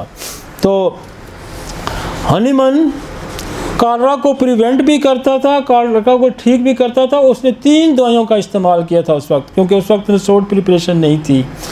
एक उसने वराइटम अल्बम, एक उसने क्यूप्रमेट और कैम्फर, और उसने अपनी क्रोनिक डिजीज़ बुक में बाकायदा इसको लिखा हुआ है कि we cure the disease, we prevent the disease. उसने कहा कि मैंने बेशुमार लोगों को क्यूप्रमेट 1X में वराइटम अल्बम दी, जिसके बाकी लोगों को कोलरा हो गया था और वो महफूज रहे, उसके ख़ानदान के बाकी लोग महफूज रहे। लेकिन हमारे पास तो कोलरा का नसोड़ अब है। आपके पास क्यूप्रोमेट भी है, आपके पास वराइटम एल्बम भी है, आपके पास कैम्फर भी है और आपके पास कॉलरा भी है। और उसने ये कहा था, उसने कहा था कि एक वक्त आएगा जब मेरे पास बेशुमार आर्टिफिशियल डिजीज़ प्रूव हो जाएंगी तो हम बेशुमार बीमारियों का हल। और एंड अकॉर्डिंग टू ऑर्गेनिन और अफ्रोज़म नंबर 46 एंड अफ्रोज़म नंबर 78 वाज़ा करता है कि हमें नसोड़ का इस्तेमाल करना है। ये मेरी थ्योरी नहीं है, ये मेरी फ़िलासफ़ी नहीं है, ये ऑर्गेनिन के अंदर मेंशन है। और पहला जो उसकी नसोड़ की जो सोच थी वो यही थी कि उसने ये कहा था कि 46 में वो कहता है कि जब एक बंदे को अंधा था और उसको जो हिफाजती टीका लगा तो उसका आँखें, तो नसोड़ की तो बिशारत उसने बहुत पहले दे दी थी। फिर उसको आयरिंग ने अमीरी जामा बनाया, फिर उसने उसको बर्नर ने बनाया, फिर कैंट ने बनाया। तो इसलिए ये बिल्कुल वो लोग होम्योपैथी के दुश्मन हैं जो ये कहते हैं कि नसोड़ का इस्तेमाल नहीं करना चाहिए। मैं कहता हूँ वो होम्योपैथी के दुश्मन हैं, उनको समझ ही नहीं है। वो होम्योपैथी का खैर रखवा हो ही नहीं सकता जो अपने बच्चों को वैक्सीन तो लगवाता है लेकिन नसोड़ देने से गुरेज करता है। वैक्सीन लगवाता है, इसलिए बेसिकली वो ना बल्द है, वो ना समझ है। अब कॉलरा, वाइब्रो कॉलरा क्या है? कॉज, और ये ऐसी बीमारी है जी कॉलरा, आपको पता है कॉलरा बंदे मार देता है, बच्चे मार देता है।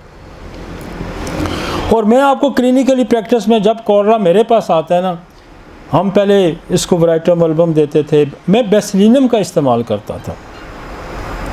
अगर आपके पास कॉलरा नसोड़ ना तो बेसिलिनम ही बहुत अच्छा, वो बड़ा है छोटा है।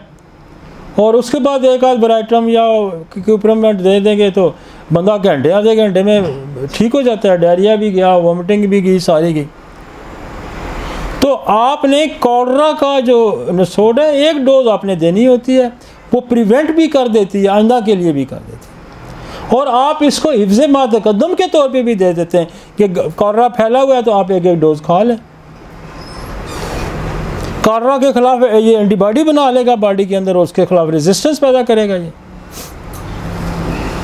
तो कॉज है cholera leading to profuse watery diarrhoea and dehydration,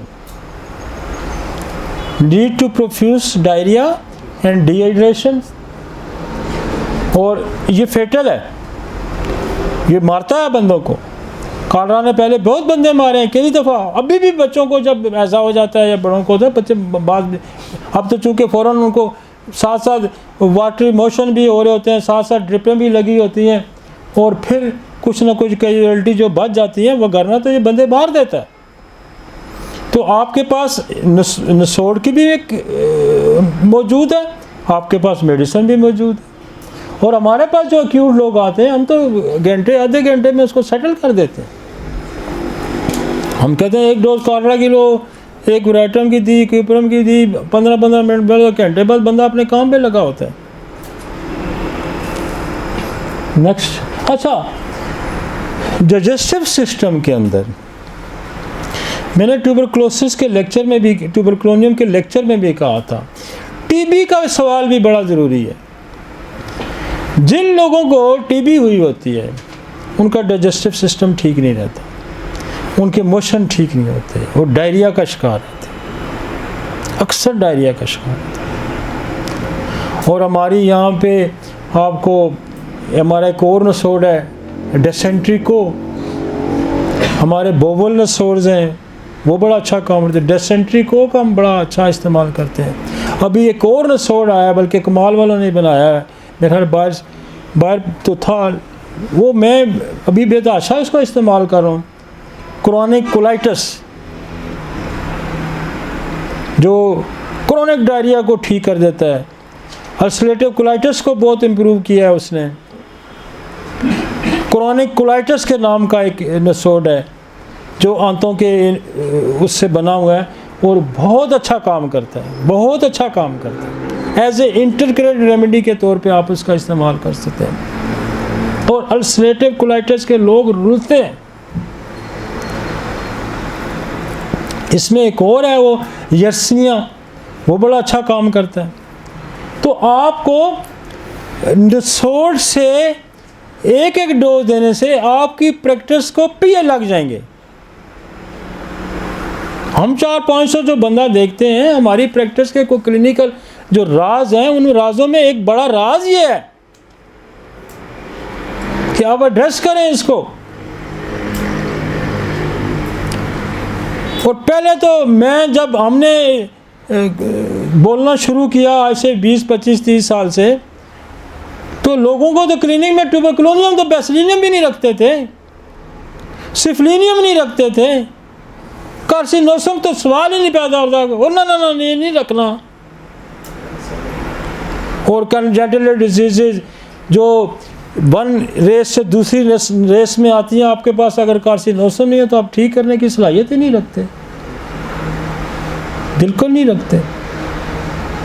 और आप मैं देखें, मैं 300-400 निसोड़ का जिक्र करूंगा अपने लेक्चरों में, और मेरा 50-60 तक तो मैं पहुंच गया, और मैं मेरे आसान फार्मूले भी दे दिए। और ये भी खुदा की मेहरबानी है मुझ पे कि ये मैंने डाइजेस्टिव ट्रैक के जो चीज़ों को देखा है और मैंने आपको सामने अप्रोच रखी है, ये शेड भी खुदा की तरफ से आया हुआ है।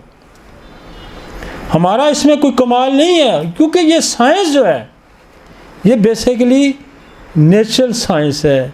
और नेचुरल कोई भी चीज़ है उसकी सपोर्ट किसने करनी होती है? खुदा ने करनी होती है। और खुदा जिस सिस्टम के साथ खड़ा हो उसके कोई ना कोई अनिमन पैदा ही होते रहते हैं ज़िंदगी में, बेशुमार लोग पैदा हुए हैं।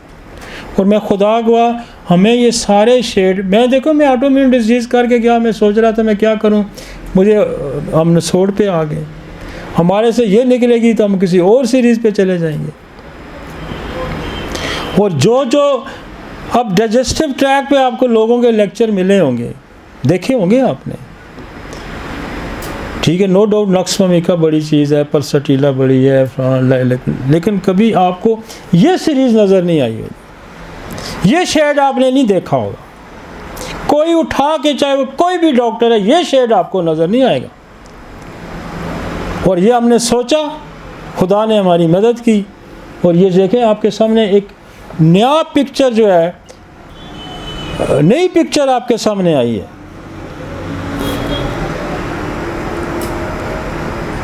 अच्छा, इसमें हमारे पास जो क्रॉनिक डाइजेस्टिव सिस्टम की डिजीज़ है, जिनको टीबी हुई होती है, वो ठीक नहीं होते। और टीबी कोई बड़ी अजीब है, मैंने बड़ा डिटेल, 2 मेरे लेक्चर हुए हैं ट्यूबरकुलोसिस पे, बड़ी डिटेल लेक्चर हमने किए हैं। और लेकिन यहाँ इसका जिक्र करना बड़ा मैं ज़रूरी समझता हूँ कि आंतों की जो टीबी होती है वो उसमें ट्यूबरकुलोनियम और ज़्यादा बेसिलिनियम बड़ा अच्छा काम करती है। हम क्रॉनिक डायरिया में बेसिलिनियम का आपने सुना होगा और आपने इस्तेमाल भी किया होगा। हम यूं डायरिया ठीक करते हैं, यूं क्विकली ठीक करते हैं। हम आधे पौने घंटे में हमने डायरिया सेटल कर देना होता है। और उसके पीछे क्या होता है, नक्स बेसिलिनियम एलोज देते हैं, आधे घंटे में डायरिया ठीक हो जाता है। उसकी वजह है कि बेसिलिनियम या ट्यूबरकुलोनियम ये आंतों को बहुत कमज़ोर कर देती है, आंतों के अंदर रेजिस्टेंस ही ख़त्म कर देती है। Next,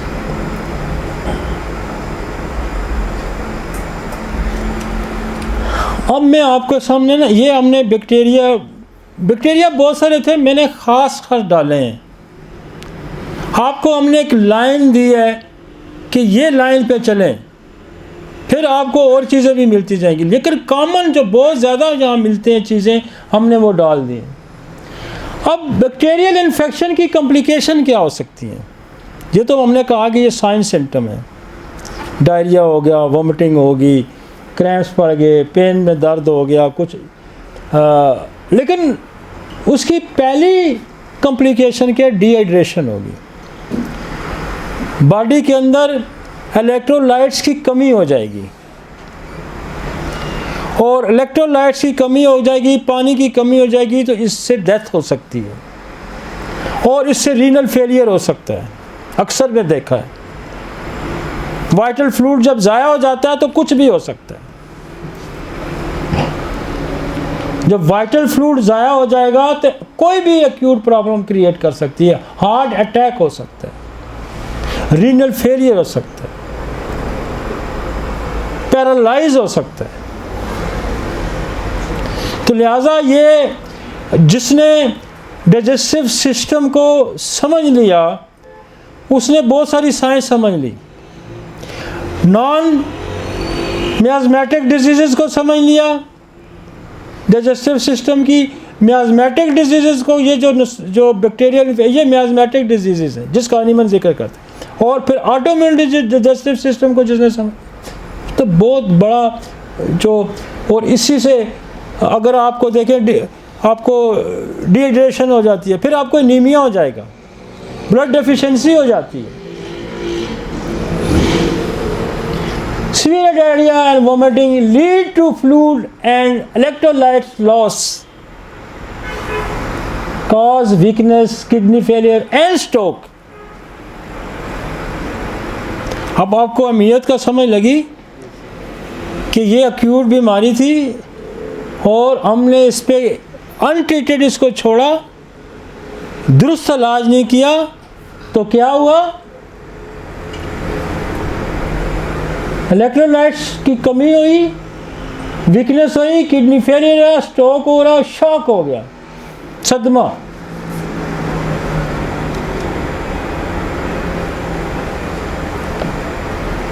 toxic megacolon, a life-threatening condition involving colon dilation and risk of perforation। क्या होगा? कोलोन के अंदर डायलेशन हो जाएगी, परफोरेशन हो जाएगी और लाइफ थ्रेटनिंग सेप्सिस।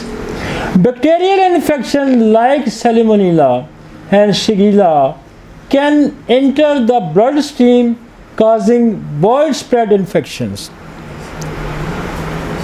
सेप्सिस हो जाएगा, बुखार हो जाएगा, पूरे ब्लड में फैल जाएगा, और जब ब्लड में फैल जाएगा तो this is the life threatening. ये ज़हन में रखें कि बैक्टीरिया अनट्रीटेड मौत की तरफ ले जाता है। आगे, क्रॉनिक गैस्ट्राइटिस एंड अल्सर। जहाँ आपके पास मरीज आएगा क्रॉनिक गैस्ट्राइटिस और अल्सर का, स्टमक कैंसर का, H pylori increasing the risk of stomach cancer. H pylori stomach cancer के और भी बड़ी वजूहत हो सकती हैं, लेकिन ये एक बड़ी वजह है एच पिलोरी।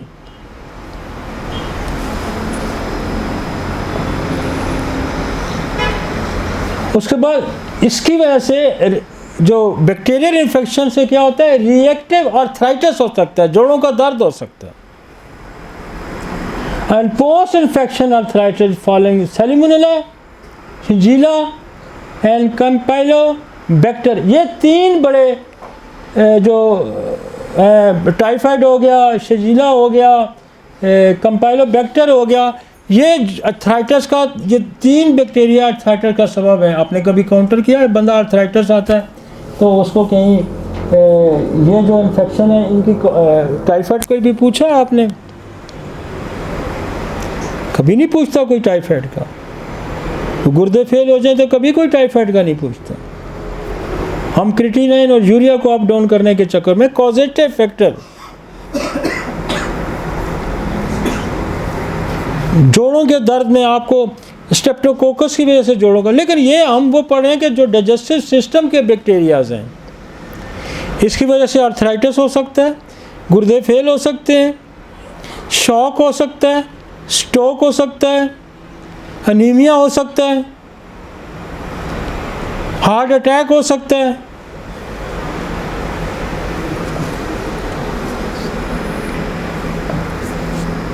इसलिए हमें डाइजेस्टिव सिस्टम की बैक्टीरिया पे हमें नज़र रखनी है, हमें बहुत नज़र रखनी है। हमें उस पर कोलरा पे, हमें बहुत नज़र रखनी है इकोलाई पे, हमें बहुत नज़र रखनी है एच पाइलोरी पे, हमें बहुत नज़र रखनी है आपकी बेशुमार क्रॉनिक डाइजेस्टिव सिस्टम की वजह से, टाइफाइड की वजह से बेशुमार क्रॉनिक डिजीज़ जन्म लेती है। और मैं तो ज़रूर सवाल करता हूँ कभी, हाँ मुझे पास डाइजेस्टिव सिस्टम का कोई मरीज़ आ जाए, मैं कहता हूँ कि तुम्हें टाइफाइड तो नहीं कभी हुआ था, तुम्हें एच पाइलोरी टेस्ट कराया कभी?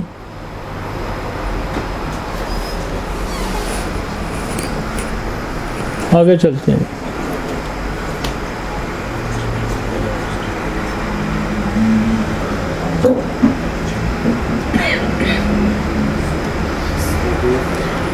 अब पैरासाइटिक जो डाइजेस्टिव सिस्टम के अंदर पैरासाइटिक डिजीज़ जो पैदा करने वाले हैं, giardia, cause giardiasis leading to diarrhea, bloating and stomach cramps often spread through the contaminated water। अब ये देखें कि ये वो हम बैक्टीरिया को डिस्कस कर रहे थे, अब पैरासाइट आ गया। पैरासाइट वो है जो आपकी बॉडी का कोई हिस्सा ना हो और आप पे ऊपर जैसे जुएँ हैं पैरासाइट्स हैं, जैसे पेट के कीड़े हैं पैरासाइट्स हैं।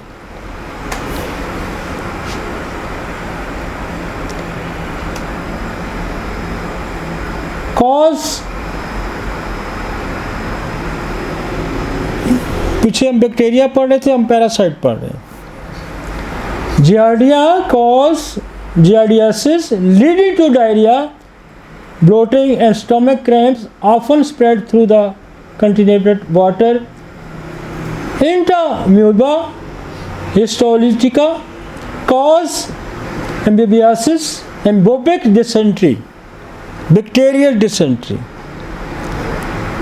और ये भी मेरे पास तो ये नसोड़ नहीं है, लेकिन अगर ये अवेलेबल हो, हमें यहाँ डिसेंट्री को का इसका साथ हम बेसिलिनियम के साथ डिसेंट्री को का हम इस्तेमाल करते हैं।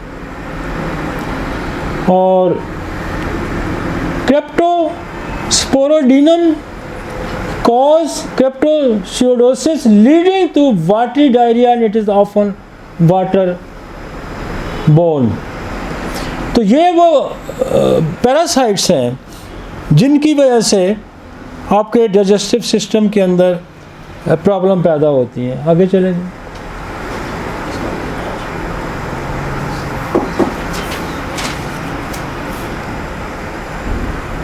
एस्कारियस, ये आपके जो वर्म्स हैं, और round worm that can cause abdominal pain, discomfort and mail nutrition. अक्सर बच्चे हमारे पास जो आते हैं वो ये आते हैं कि ग्रोथ नहीं हो रही, पेल होते हैं, चिड़चिड़े होते हैं, और मोस्ट कॉमनली उनके पेट में ये पैरासाइट कीड़े होते हैं। और इसमें हमारी ट्यूबरकुलोनियम बहुत अच्छा काम करती है। इसमें हमारी दूसरी मेडिसिन जैसे साइना है, ट्यूक्रोम है, फ्लेक्समॉस है और चेलोन है, तो ये बहुत सारी, लेकिन इसमें ट्यूबरकुलोनियम जो नसोड है वो बहुत अच्छा इफेक्टिव है, और इसमें स्क्रीनम बहुत अच्छा इफेक्टिव है। और स्क्रीनम को अगर आप पढ़ें ना, तो बर्नट ने दो उसकी अलामात बर्नट ने प्रूव की हैं, एक जो है पेट के कीड़े और वेरिकोस। और इसकी बड़ी ज़बरदस्त भी, कीड़े कहीं भी होंगे पेट के अंदर हो या किसी ज़ख़म में कीड़े पड़ जाएं, तो स्क्रीनम फ़ौरन उसको रोकती है और उड़ा के रख देती है। स्क्रीनम ये ऐड कर देना यार इसमें।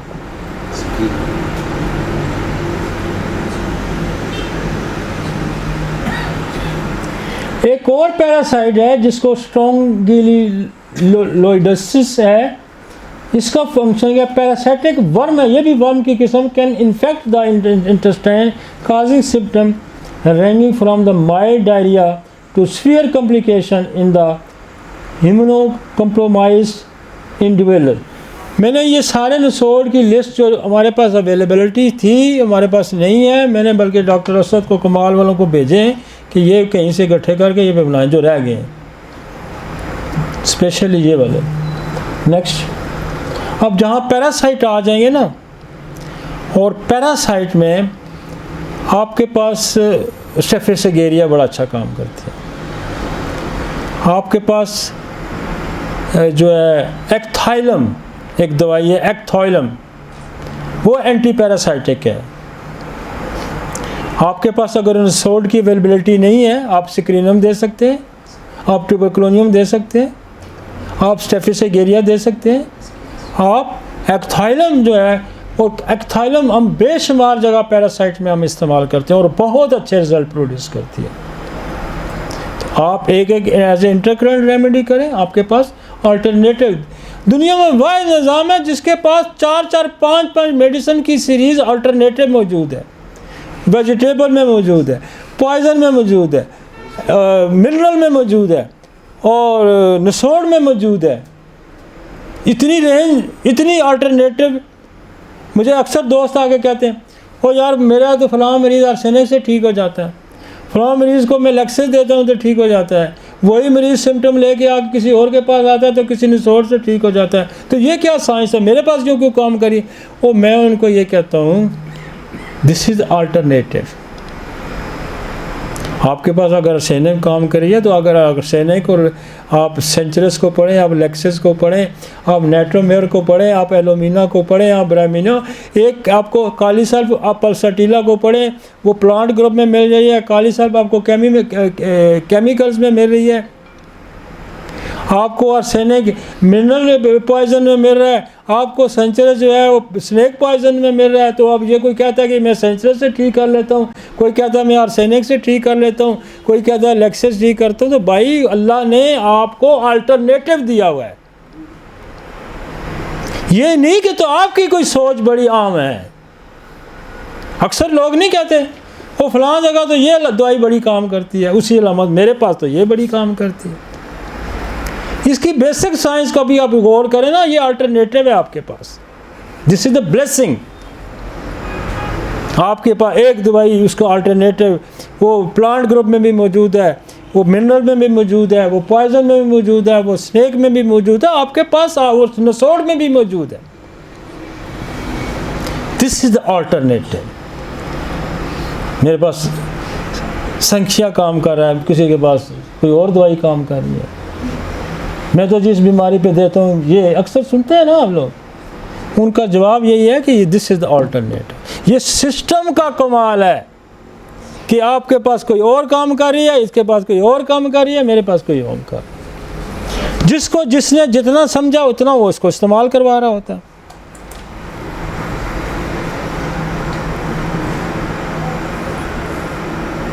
अब What is the complication of parasite infections? हमने आपको bacteria infection of digestive system और उसकी कॉम्प्लिकेशन डिस्कस की। अब हम पैरासाइट्स को पढ़ रहे हैं, और पैरासाइट की जो है हमने अलामात भी आपको बताई, उसकी क्या क्या वो करता है। अब उसकी जो है कॉम्प्लिकेशन क्या हो सकती है? सबसे ज़्यादा पैरासाइट की कॉम्प्लिकेशन क्या होती है? मेल न्यूट्रिशन होती है। आपकी गुज़ा जुज़्व बदन नहीं बनती। वो अक्सर लोग वीक होते हैं, कमज़ोर होते हैं। ये किसका फ़ोन है यार? वो अक्सर वीक होते हैं, कमज़ोर। अक्सर बच्चे जिनके पेट में कीड़े होते हैं वो वीक होते हैं, कमज़ोर हैं, एनीमिक होते हैं। और सैकड़ों हज़ारों बच्चे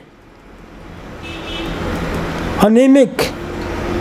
अगर आप एक अलामत उनसे पूछ लेते कि रात को दांत पीसता है, एनल इचिंग होती है, तो हमें तो ट्यूबर, सिक्रीनम, साइना और टीक्रम 3-4 दवाइयों का हम इस्तेमाल करते हैं। नेवर कभी किसी ने कहा हो कि बच्चे को फ़र्क नहीं पड़ा, कभी नहीं किसी ने कहा।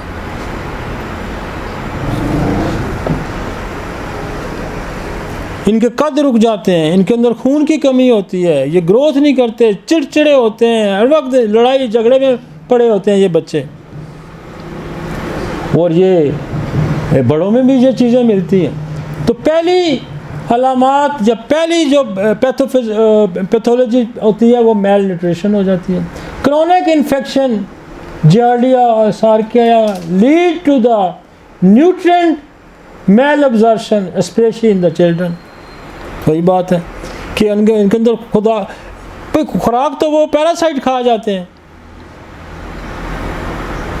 उसके अंदर एब्जॉर्प्शन ही नहीं होती। और खुदा ने आपको कितनी नेमतों से नवाजा है होम्योपैथिक डॉक्टरों को कि मल्टी डायमेंशनल अप्रोच है आपके पास, इधर से नहीं तो इधर से, इधर से नहीं तो इधर से। और ये क्या करते हैं?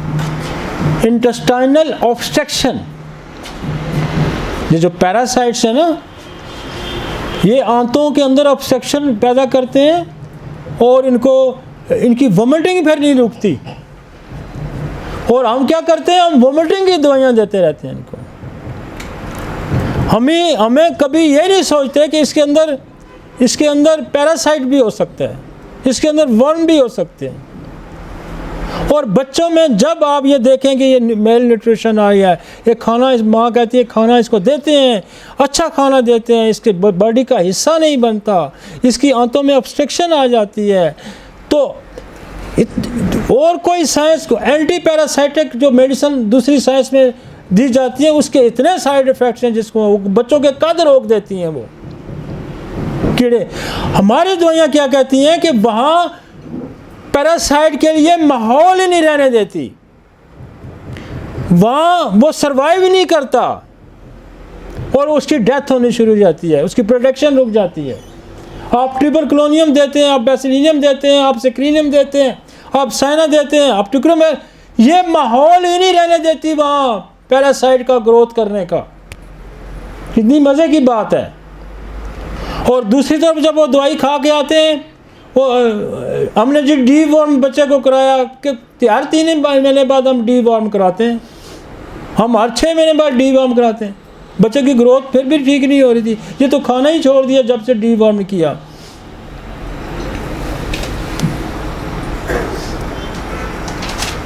Intestinal obstruction cause by the large parasitic worm, जो बड़े जो कीड़े होते हैं ना वो फिर आंत को ऑब्स्ट्रक्शन पैदा कर देते हैं। और लिवर और लंग्स की कॉम्प्लिकेशन ये पैरासाइट पैदा करते हैं। माइग्रेटिंग पैरासाइट लाइक एंटोमोeba और स्ट्रॉन्ग गाइलोडीज कैन इन्वेड ऑर्गन्स, और बाज़ दफ़ा ये कहता है कि ये दूसरे ऑर्गन्स में भी दाखिल हो जाते हैं। ये कॉम्प्लिकेशन है इसकी। Next, viral infections. अब मज़े की बात देखेंगे कितनी डाइजेस्टिव इन्फेक्शंस डाइजेस्टिव एरिया में पाए जाते हैं। हमने तो पिछले 8 सालों में एच पेलोरी का वाबेला किया, तो एच पेलोरी ने लोगों को कितना फ़ायदा दिया, एक एच पेलोरी ने। अब आपके सामने को मैं 20 किस्म के बैक्टीरियल, वायरल और पैरासाइट गिन चुका हूँ। और अगर आप इस पर ग्रिप रखें, आप इस पर नज़र रखें, दुनिया टूट पड़ेगी होम्योपैथी की तरफ, दुनिया टूट पड़ेगी होम्योपैथी की तरफ। मैं ये समझता हूँ कि हम नॉन मियाज़मेटिक डिजीज़ को समझें कि डाइजेस्टिव सिस्टम में कौन सी हो सकती हैं। मियाज़मेटिक, ये सारी मियाज़मेटिक हैं। और जो ऑटोइम्यून डिजीज़ हैं जैसे सीलियक डिजीज़ होगी, क्लोन होगी, आप इनको अगर समझ, अल्सरेटिव कोलाइटिस होगी, क्रोन डिजीज़ होगी, अगर आप इनको समझ लेते हैं, आप पूरा डाइजेस्टिव सिस्टम का पैकेज समझ लेते हैं। मैं कहता हूँ आज भी होम्योपैथी का हर सिस्टम में, हर ऑर्गन्स के में, आप किडनी को ले लें, हार्ट को ले लें, आप स्किन को ले लें, हर जगह अगर होम्योपैथी वाला बंदा ग्रिप डालता है तो हर जगह उसको सक्सेस है। एक डाइजेस्टिव सिस्टम में आप सिर्फ इन सारे पैरासाइट वायरस को समझ के इलाज करते हैं तो देखिए आपका सक्सेस रेट। मैं कहता हूँ एक एच पेलोरी जब से इस्तेमाल होनी शुरू हुई है, कितने डाइजेस्टिव सिस्टम के मरीज़ होम्योपैथी की तरफ आए हैं इस एच पेलोरी की वजह से। कितने उन्होंने डायग्नोज कराया अपना एच पेलोरी, जबकि आपने टाइफाइड की क्रोनिसिटी एक्यूट अगर देखते हैं तो आपके साथ, आप इकोलाई को देखते हैं तो आपके पास कितनी रेंज है। Noro virus highly contagious virus that cause acute gastrointestinal with vomiting, diarrhea and cramps. अब ये वायरस आ गया। Rota virus, rota virus Europe में बहुत कॉमन है। Rota virus a major cause of severe diarrhoea in infant, बच्चों में rota virus बहुत मिलता है। और young children, adenovirus certain strain cause gastrointestinal specially in the children. ये देखिए चिल्ड्रन में रूटा वायरस बहुत पाया जाता है। चिल्ड्रन में आपका बैक्टीरिया में कॉलरा बहुत मिलता है आपको। चिल्ड्रन में आपको देखें पैरासाइट बहुत मिलते हैं, कीड़े पेट में बहुत मिलते हैं। तो बिग सब्जेक्ट है, मैं कहता हूँ इतना बड़ा सब्जेक्ट है। आप बच्चों को ले लें, 2-4 चीज़ें 5 चीज़ें उसको आगे पीछे दें, आप देखें बच्चे आपके ठीक हो रहे हैं, बड़े ठीक हो रहे हैं, क्रॉनिक चीज़ें ठीक हो रही हैं। आगे चलते हैं। हेपेटाइटिस ए एंड ई ये एक्यूट हैं, ये एक्यूट हैं। ये भी डाइजेस्टिव सिस्टम को क्या कहा, cause inflammation of the liver but और often associated with the digestive symptom like nausea, vomiting and diarrhoea. जो ये आपका अगर क्रॉनिक डिजीज़ में आप चले जाएं तो आपका हेपेटाइटिस बी है, आपका हेपेटाइटिस सी है, आपका हेपेटाइटिस ई है। जब वो 10, 15, 20 साल, 8 साल, 10 साल हेपेटाइटिस सी बी हो जाता है तो लिवर सिरोटिक हो जाता है, लिवर कैंसर बना देता है। तो उसकी वजह से डाइजेस्टिव सिस्टम, गॉल ब्लैडर के अंदर स्टोन आ जाएगा, वो ऑब्स्ट्रक्ट करेगा, आपको बाइलस सेक्रेशन नहीं मिलेगी स्टमक के। जब आपको बाइलस सेक्रेशन स्टमक में नहीं मिलेगी, आपका फैट डिजॉल्व नहीं होगा।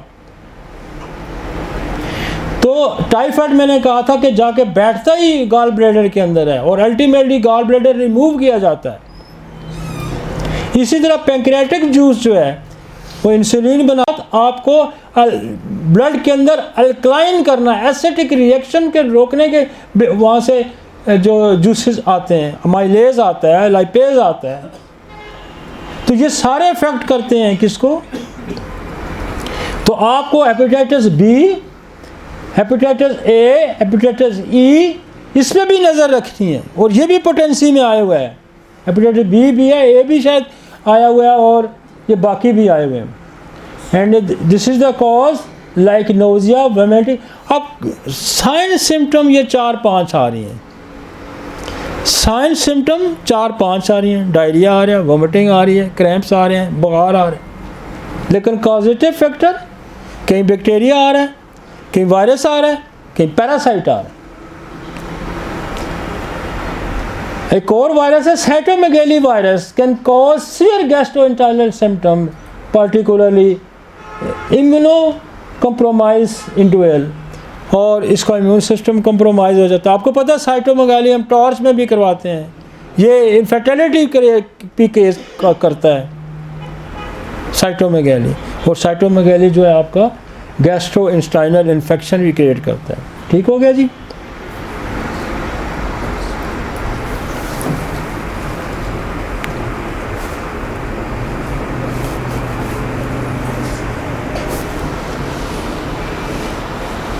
कॉम्प्लिकेशन क्या है वायरल इन्फेक्शंस की?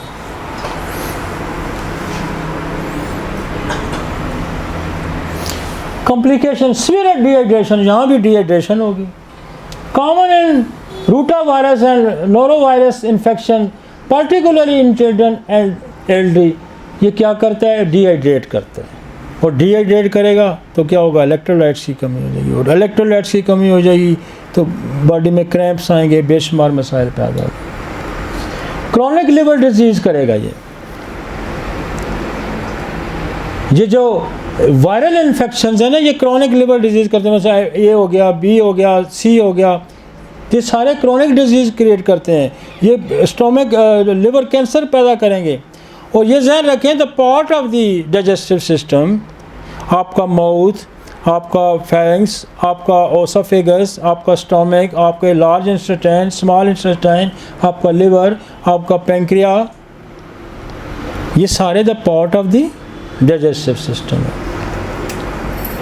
Chronic liver disease seem in the persistent and severe hepatitis A or E.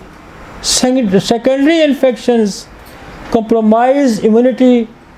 फिर ये सारे इन्फेक्शन जो हैं, चाहे वो बैक्टीरियल हैं, चाहे वो वायरल हैं, चाहे वो पैरासाइट हैं, आपकी इम्यूनिटी कंप्रोमाइज़ करता है, आपको इम्यूनिटी सिस्टम वीक कर देता है। और जब आपका इम्यून सिस्टम वीक होगा तो बेशुमार और वायरल, बेशुमार और बैक्टीरियल इन्फेक्शन आप पे अटैक कर दें, जैसे एड्स है। इस तरह के बहुत शुमार आपके, जब आपका इम्यून सिस्टम कंप्रोमाइज़ होगा तो बेशुमार प्रॉब्लम क्रिएट। और इम्यून सिस्टम कंप्रोमाइज़ होने की bacterial, viral, fungal, parasite infections हैं। और आपके पास खुदा की ये बड़ी ब्लेसिंग है, खुदा की बड़ी नेमत है कि आपको एक ऐसा इंसान मिला है जिसका नाम हनीमन था। आपके पास एक ऐसा सोच छोड़ के गया है वो, कि जिस सोच को अगर आप दुरुस्त सिमत में अपनाएं, आप उसकी मैथमेटिक थ्योरी को समझें, आप नसोड़ को समझें, तो आप दुनिया में बेशुमार जो बीमारियां, इन्फेक्शस डिजीज़ हैं और उनकी कंप्लीशन को उसको ठीक करने की वाइज आप सलाहियत रखते हैं। आगे चलते हैं। डायग्नोस्टिक, देखें आपने डायग्नोस्टिक भी थोड़ा सा मैं टच ज़रूर देना चाहता हूँ कि आप इनको डायग्नोज कैसे करेंगे। Diagnostic infection the digestive system involve identify the underlying pathogens, bacteria, parasite and virus, and assessing the severity of the infection. The following investigations are commonly used. Stool test, इनमें बहुत ज़्यादा स्टूल टेस्ट में आपको मिलेगा। Microscopic and cultures identify the bacteria like Salmonella, Shigella, E. coli and Campylobacter.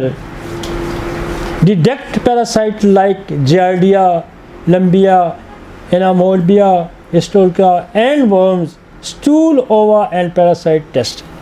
ये test जितने भी आपके पैरासाइट्स हैं ये स्टूल टेस्ट में, आपका एच पेलोरी भी स्टूल टेस्ट में, आपका एच पेलोरी स्टूल टेस्ट में भी मिलेगा, आपका ब्लड टेस्ट में भी मिलेगा। तो बेहतर होता है कि आप एक स्टूल टेस्ट करें, उसमें बहुत सारी इन्वेस्टिगेशन आ जाती है। Use for parasite infection ascaris and cryptosporidium. आगे लिखेंगे स्टूल टेस्ट, आगे चले। इसमें स्टूल एंटीजन टेस्ट भी हो जाता है। Detect the specific pathogen like H pylori, giardia and cryptosporidium. Molecular test क्या है? पीसीआर होता है। फिर मोस्ट कॉमनली एडिशनली आसानी से हो जाता है स्टूल टेस्ट में, लेकिन पीसीआर भी करा सकते हैं। पीसीआर क्या होता है? Poly chain reaction test. PCR का मतलब क्या है? रिएक्शन टेस्ट होता है। पीसीआर पीसीआर करते हैं कि आपके जिस्म में कोई बैक्टीरिया आया, that is called antigen test, या उसको हम कहते हैं एंटीबॉडी टेस्ट। एंटीजन किसको कहते हैं? फॉरेन बॉडी को, जो आपके जिस्म का हिस्सा नहीं है, बाहर से, दैट इज द एंटीजन। इसको एक एंटीजन टेस्ट भी होता है।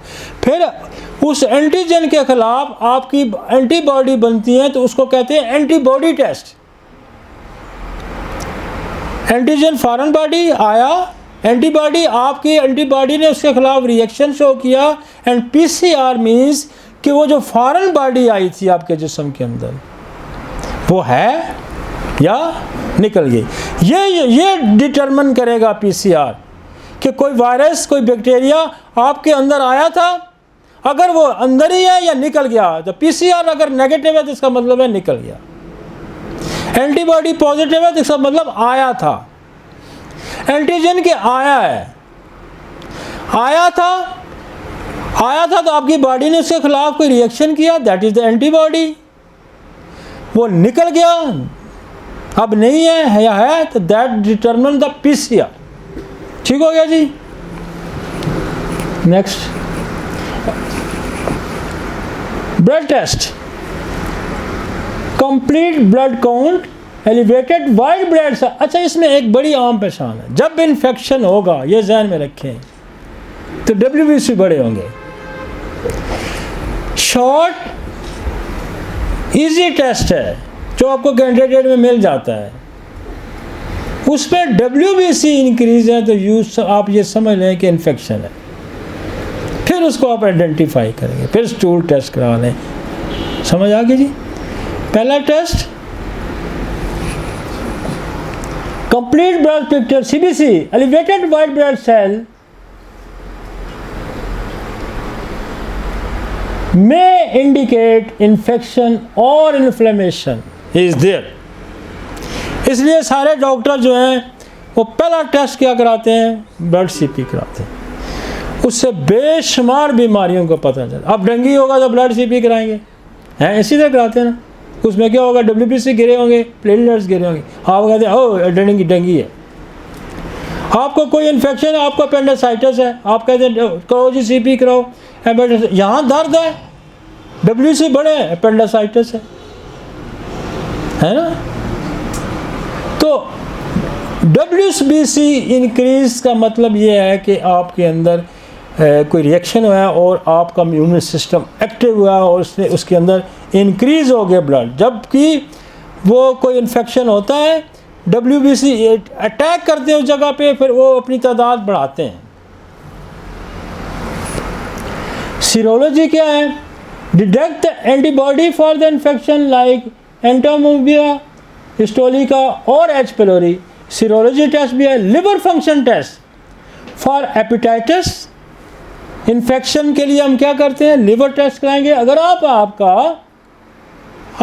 अगर ALT या बिलिरुबिन रेज है तो इट्स मीन्स कि कोई इन्फेक्शन है, हेपेटाइटिस आपको है, एक्यूट है। या एक्यूट इन्फेक्शन जब होता है हेपेटाइटिस A का या B का भी, तो फिर आपके जितने भी LFT हो वो एलिवेट हो जाते हैं, बढ़ जाते हैं।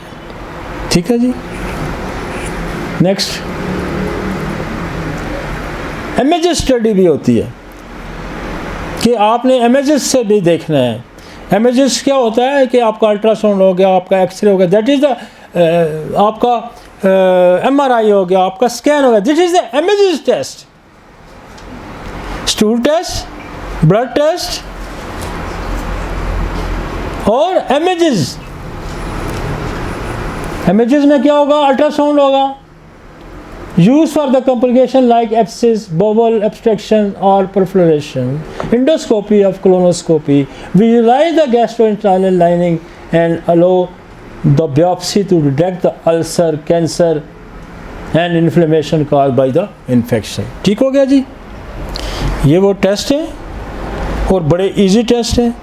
आपने ब्लड टेस्ट करा लेना है, आपने स्टूल टेस्ट करा लेना है, आपने अल्ट्रासाउंड करा लेना है, आपने स्कैन करा लेना है। आगे चलते हैं। Specification for the viral infection, PCR for norovirus, rotavirus, common for rapid detection in the viral gastrointestinal outbreak. ये एक कॉमन है PCR उसका कराना। लिवर वायरल मार्कर्स हैं। और लिवर वायरल में क्या होगा? आपने हेपेटाइटिस करा लिया, आपने B करा लिया, this is the liver marker test. Hepatitis A, E testing for liver related digestive system. ठीक हो गया जी। कुछ बेहतर जा रहा है? चलिए जबरदस्त। ये तो वो सारा ट्रैक उसने बनाया जो पहले था।